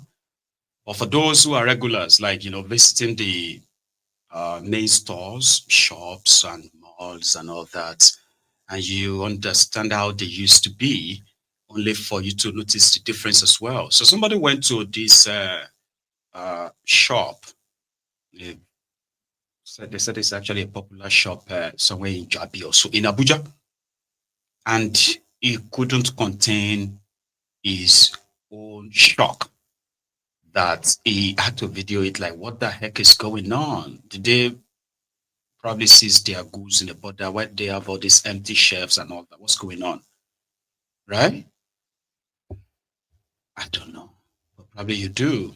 Here, from Abuja. Of the 65th independence anniversary. We've been told and lied to multiple times that all is well, the economy is booming. We have been assailed with sexed up stats from the National Bureau of Statistics. This is where it matters. This is where you have a sense of the economy. This is ShopRite in Jabi. It's a major outlet of the ShopRite group. It's as I talked to you, it's about 7:55 p.m. I'm the only one here. No shoppers. On the eve of the anniversary. Empty shelves. These places would normally harbor frozen foods and all of that. Look at them. Close up. It's very hot in here with minimal lighting.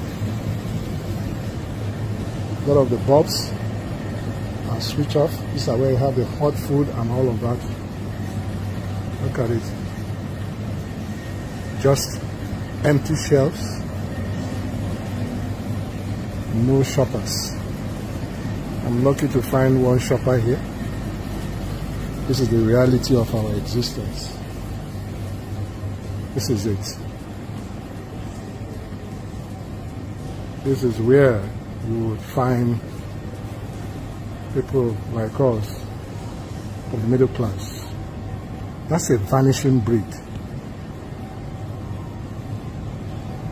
This is the butcher where you have chicken, meat and all of that. Absolutely empty. I can't find one single item.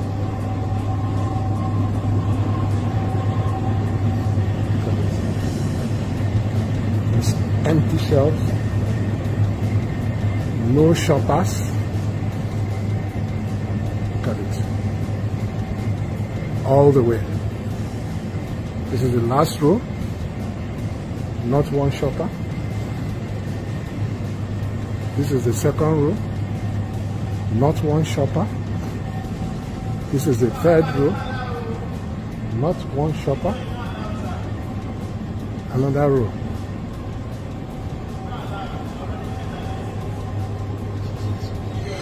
Just so sad. Just so sad. It's heartbreaking, and this signposts the status of our economy. Strangulation of Nigerians that are on the eve of the Independence Day anniversary. They are nowhere in sight to get basic. This is where you would normally get bread. And what you have here, there's 7 loaves of bread. Empty shelves. Not very good lighting. ACs are switched off. Like I said, it's very hot in here.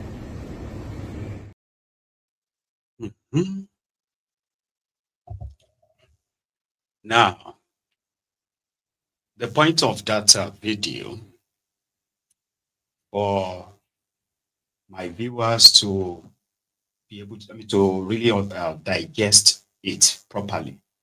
So I'm going to give you, some breakdown. Presently, the purchasing power of Nigerians have been drastically, do you get me now? Like, it has been criminally reduced. And what that means is that businesses will suffer patronage. There are some certain businesses that won't really suffer, but they will still suffer. Every business will suffer once your government devalues your currency, like they have done to you in Nigeria. But it is not going to really happen suddenly, right? It is going to happen in progression. So to get to a stage as a business, then you begin to feel like, no, I don't think I can run this business like this anymore. We might need to actually like close down some outlets. When the country is doing good, doing well, like the Tifnumbuade's gang would want you to believe. You see, businesses will receive patronages. And I mean every business. No, some will receive more, that they will be like, oh, yeah, everything is fine. Others will, but you will get to see the leap in your business, in your package, and the rest of that.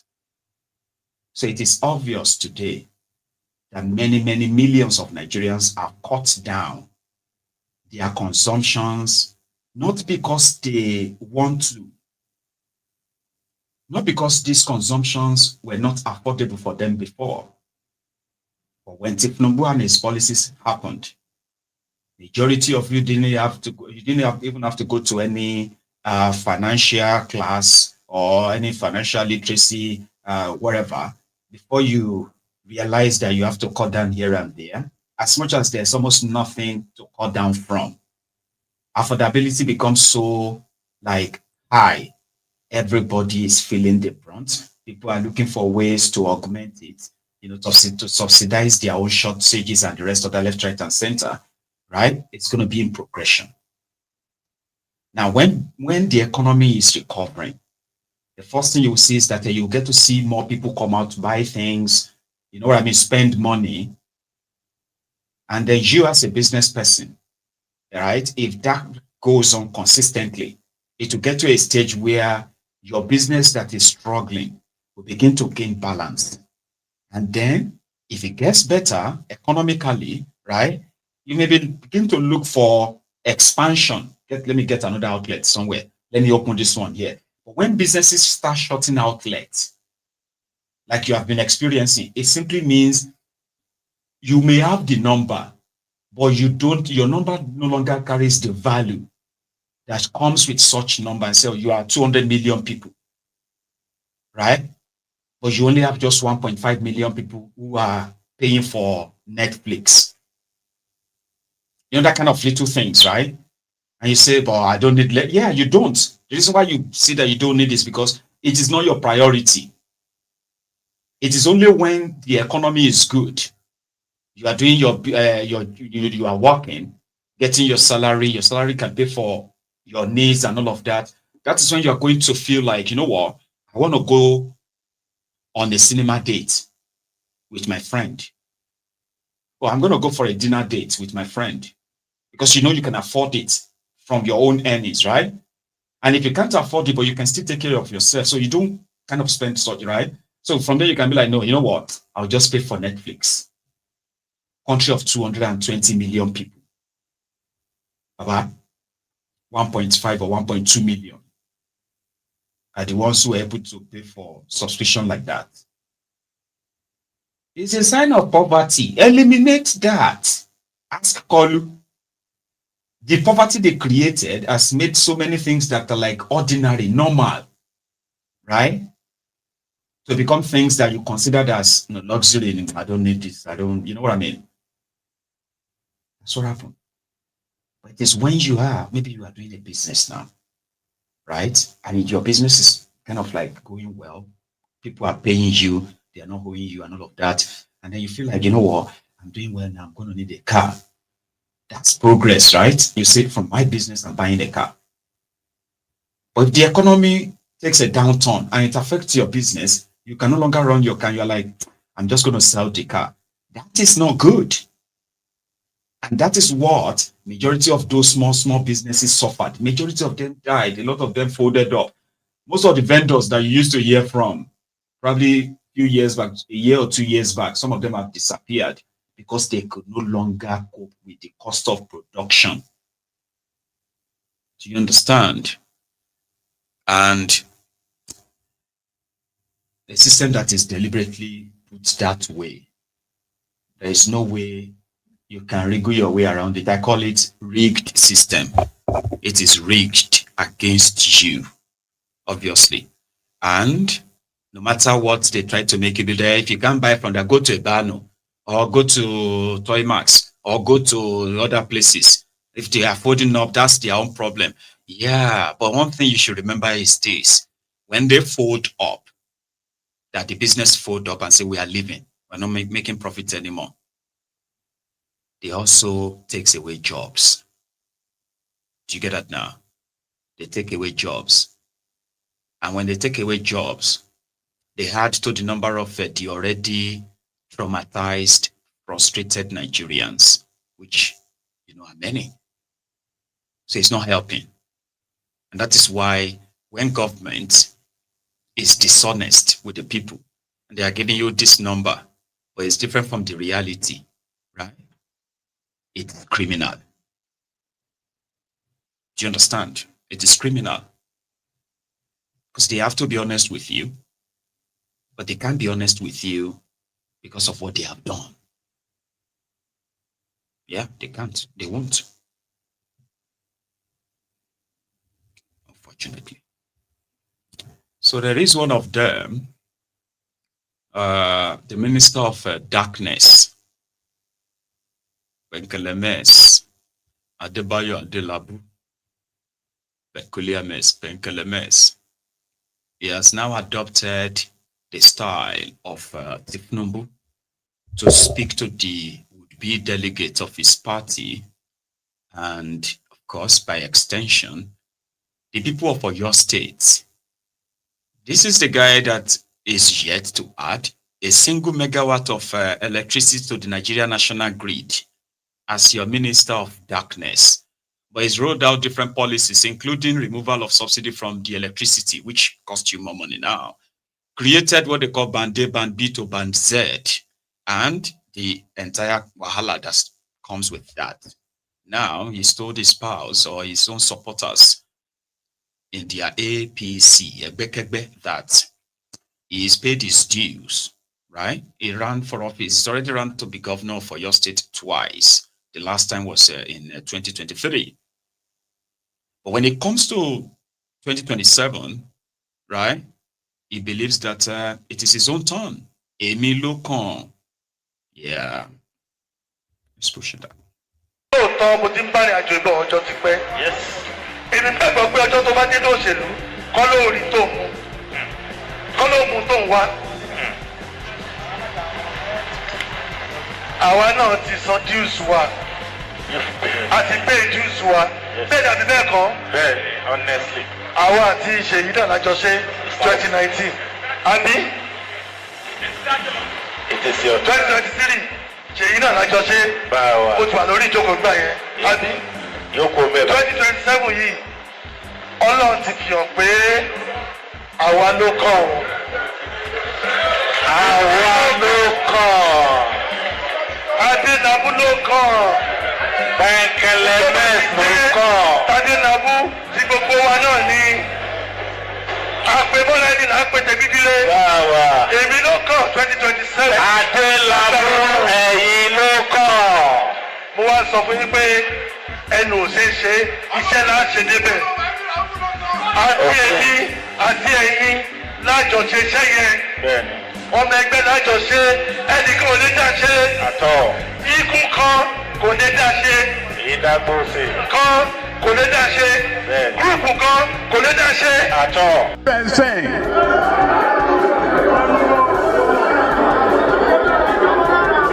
Kò ní ìdí ká kọrin Ògúndé Yorùbá sọ̀rọ̀ ẹ̀wẹ̀ ní bọ́ọ̀lù fàyàráyé gbá ó gbá wọn sísàlẹ̀ ó gbá wọn sódò.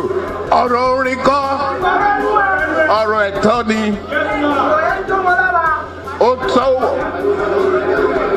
ó tásìkò náà tá a máa gbà á.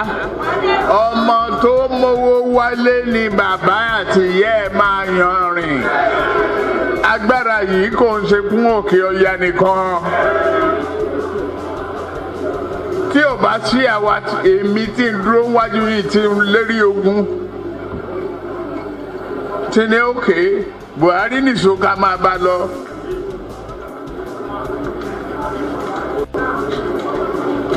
Kò ní jí president.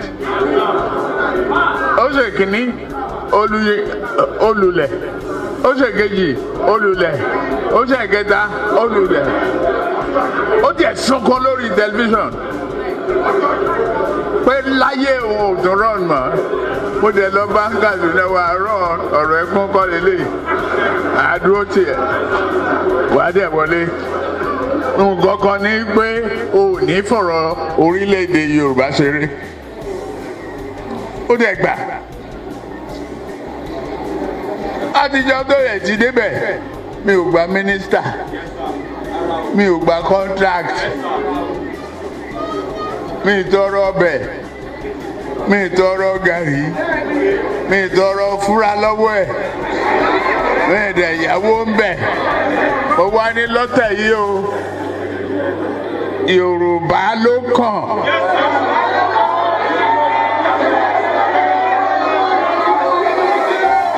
Tá a bá dẹ̀ sa Yorùbá náà èmi ló kàn.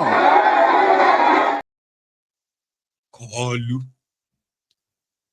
Abadesa Yorùbá náà èmi ló kàn.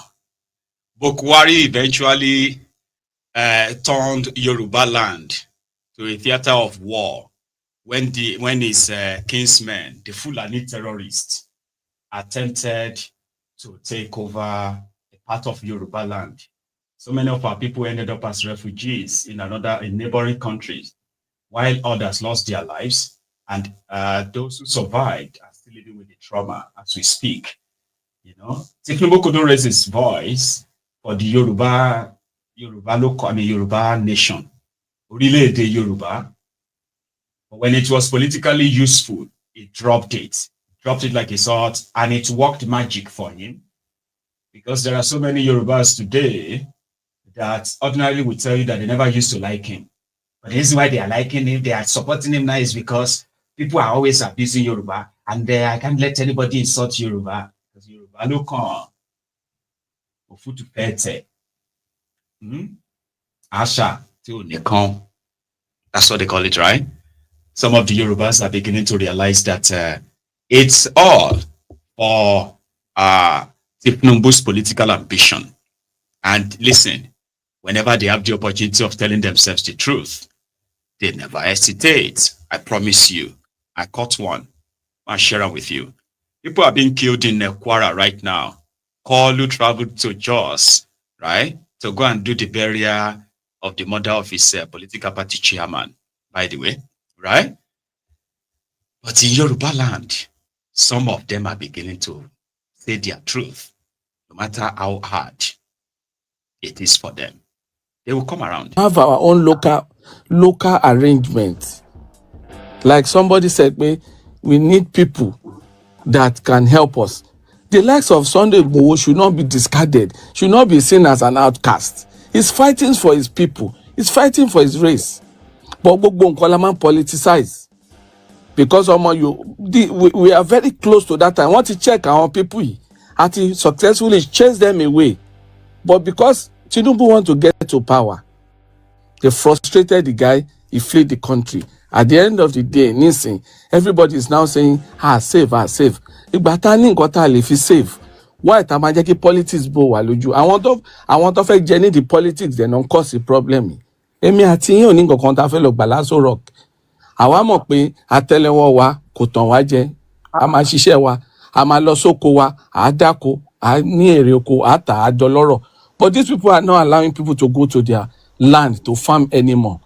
So it's high time can try láti wá báwa náà ṣe máa defend ara wa.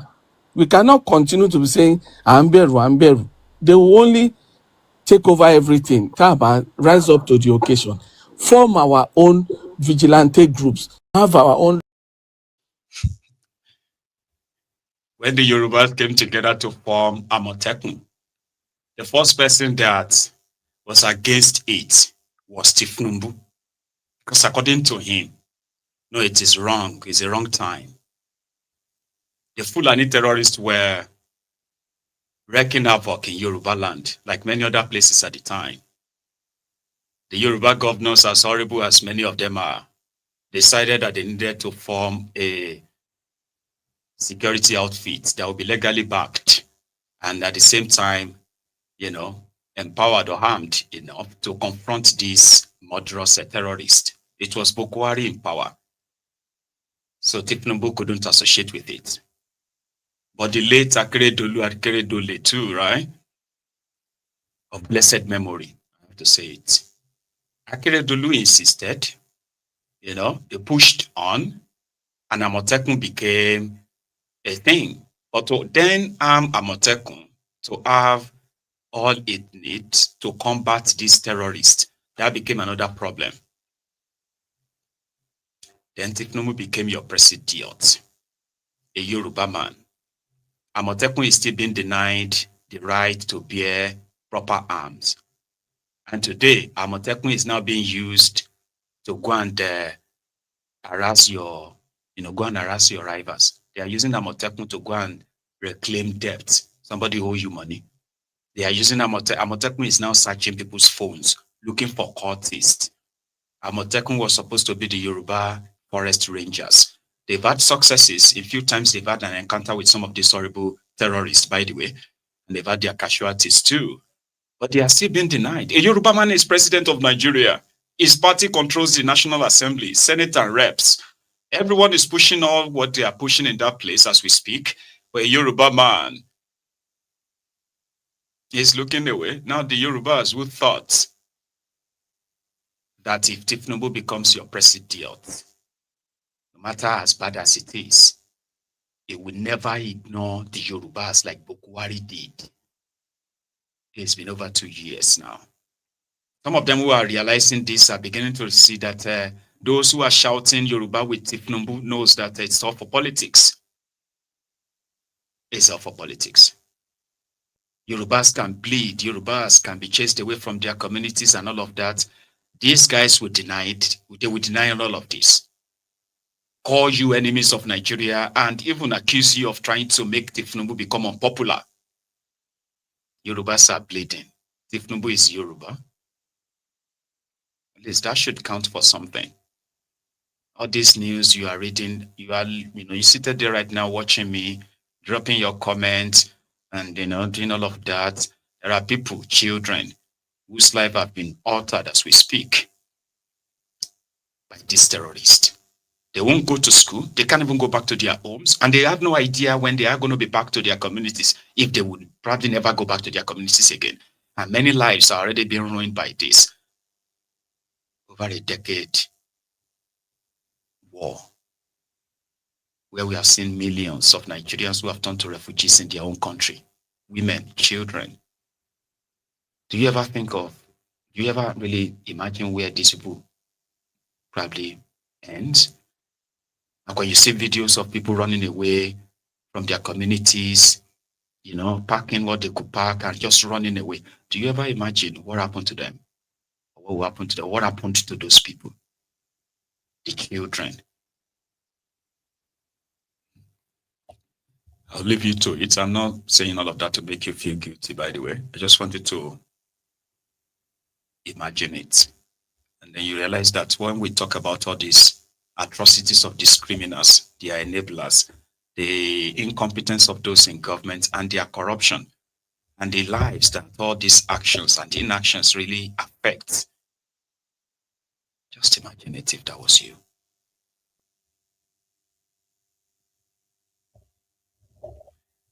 I'll leave you to it. So thank you very much for your time again this evening, okay? Please kindly like the broadcast. If you enjoyed this chat this evening, right? Like the broadcast, okay? Share it. Check if your notification is set on. Yeah? And then say good night to everyone.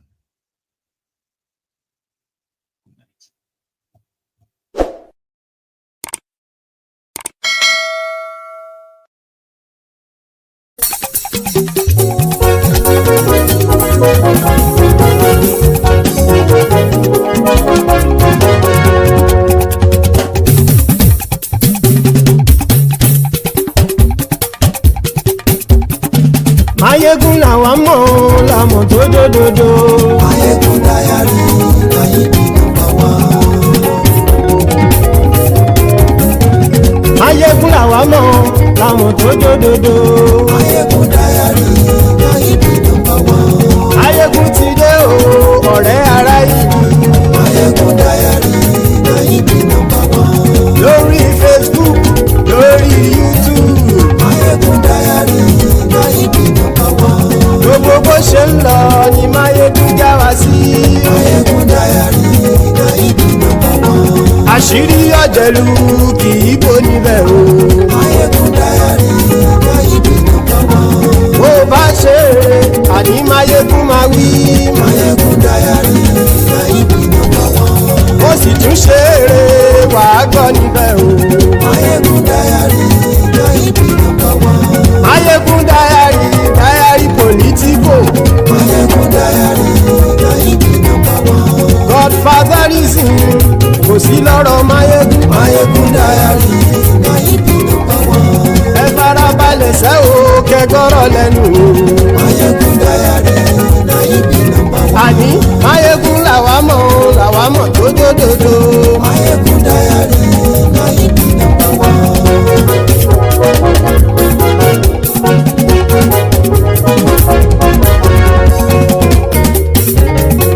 Àní ẹ̀sùn ràkì. Maiyegun ti dé. Maiyegun ti dé. Ọ̀jẹ̀lú ẹ̀sùn ràkì.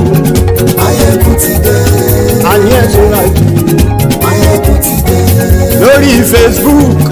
Maiyegun ti dé. Àní ẹ̀sùn ràkì. Maiyegun ti dé. Lórí YouTube. Maiyegun ti dé. Àní ẹ̀sùn ràkì. Maiyegun ti dé. Bọ́ bàbá gbé wúrẹ́.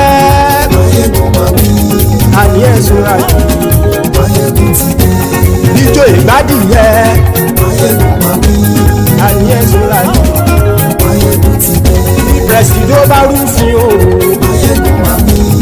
Àní ẹ̀sùn ràkì. Maiyegun ti dé. Kí gómìnà kówó jẹ. Maiyegun máa wí. Àní ẹ̀sùn ràkì. Maiyegun ti dé. Ọlọ́pàá tí ń darí bá. Maiyegun máa wí. Àní ẹ̀sùn ràkì. Maiyegun ti dé. Aṣòfin tí ń rúfin o. Maiyegun máa wí. Àní ẹ̀sùn ràkì.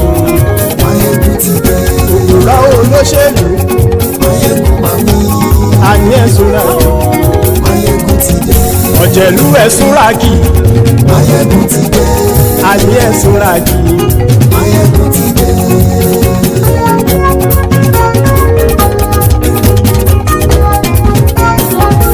Maiyegun ti dé. Gbogbo ọ̀jẹ̀lú ẹ̀sùn ràkì. Maiyegun ti dé. Gbogbo ọ̀jẹ̀lú ẹ̀sùn ràkì.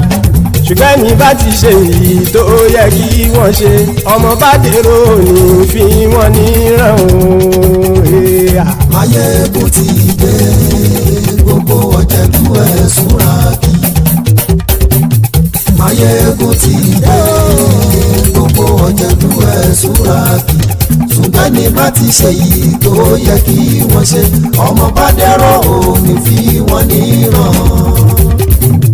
Wọ́n fowó bẹ́ẹ̀ o. Maiyegun ó sọ pé wọ́n ò bẹ́ẹ̀. Wọ́n fowó bẹ́ẹ̀. Maiyegun ó sọ pé wọ́n ò bẹ́ẹ̀. Oníkan ṣáàtì ṣe èyí tó yẹ kí wọ́n ṣe fáwọn ará ìlú tó gbé wọn débẹ̀ o. Ayé Maiyegun ti dé. Gbogbo ọ̀jẹ̀lú ẹ̀sùn ràkì. Maiyegun ti dé. Gbogbo ọ̀jẹ̀lú ẹ̀sùn ràkì. Ṣùgbọ́n ní bá ti ṣe yìí tó yẹ kí wọ́n ṣe, ọmọ bá dẹ́rọ̀ òní fi wọ́n níran. Kì máa yí ṣeré, ọ̀rọ̀ yìí kì í ṣẹ̀fẹ̀. Kì máa yí ṣeré, ọ̀rọ̀ yìí kì í ṣẹ̀fẹ̀. Ẹni bá ti lè lẹ́bọ̀ lẹ́rù o, ọmọ bá dèrò kàṣàyè tú wọn síta. Maiyegun ti dé. Gbogbo ọ̀jẹ̀lú ẹ̀sùn ràkì. Maiyegun ti dé. Gbogbo ọ̀jẹ̀lú ẹ̀sùn ràkì. Ṣùgbọ́n ní bá ti ṣe yìí tó yẹ kí wọ́n ṣe, ọmọ bá dẹ́rọ̀ òní fi wọ́n níran. Tẹnitẹni ọmọ Maiyegun ọ̀rẹ́ ara ìlú mọ̀mọ́ ni mo fọlọ́hún ṣọ́ ẹ̀ bá kìlẹ́bù. Lóòótọ́ olódodo ìlú ọ̀tá ìlú mọ̀mọ́ ni ìwọ ṣá máa ń ṣọ́ra kò sì mọ́ bẹ̀rù. Bọ́tà ń lè rí bóníṣègùn lé káwọn mọ̀mọ́ fi ṣera wọn ni ó ti dẹrùn tí wọn ò gbọ́dọ̀ sì mọ́ bẹ̀. Èèpo ọ̀bọ̀lọmọ bá dérò tàjẹ́ ò gbọ́dọ̀ jẹ́, ó ti dọba lórí àbínú ẹni kò sì mọ́ bùyà. Àìsíwọ̀lú ní ẹnìkẹ́ ìgbódì ẹyin lábàrá o, ó kó ẹni tó bá dán o àkàmù. Maiyegun ti dé. Gbogbo ọ̀jẹ̀lú ẹ̀sùn ràkì. Maiyegun ti dé gbogbo ọ̀jẹ̀lú ẹ̀ súnra kì o ẹ̀yin bá ti ṣe yìí tó yẹ kí wọ́n ṣe ọmọ bá dèrò òní fi wọ́n níran o. Maiyegun ti dé gbogbo ọ̀jẹ̀lú ẹ̀ súnra kì. Maiyegun ti dé gbogbo ọ̀jẹ̀lú ẹ̀ súnra kì. Ṣùgbọ́n ní bá ti ṣe yìí tó yẹ kí wọ́n ṣe ọmọ bá dèrò òní fi wọ́n níran.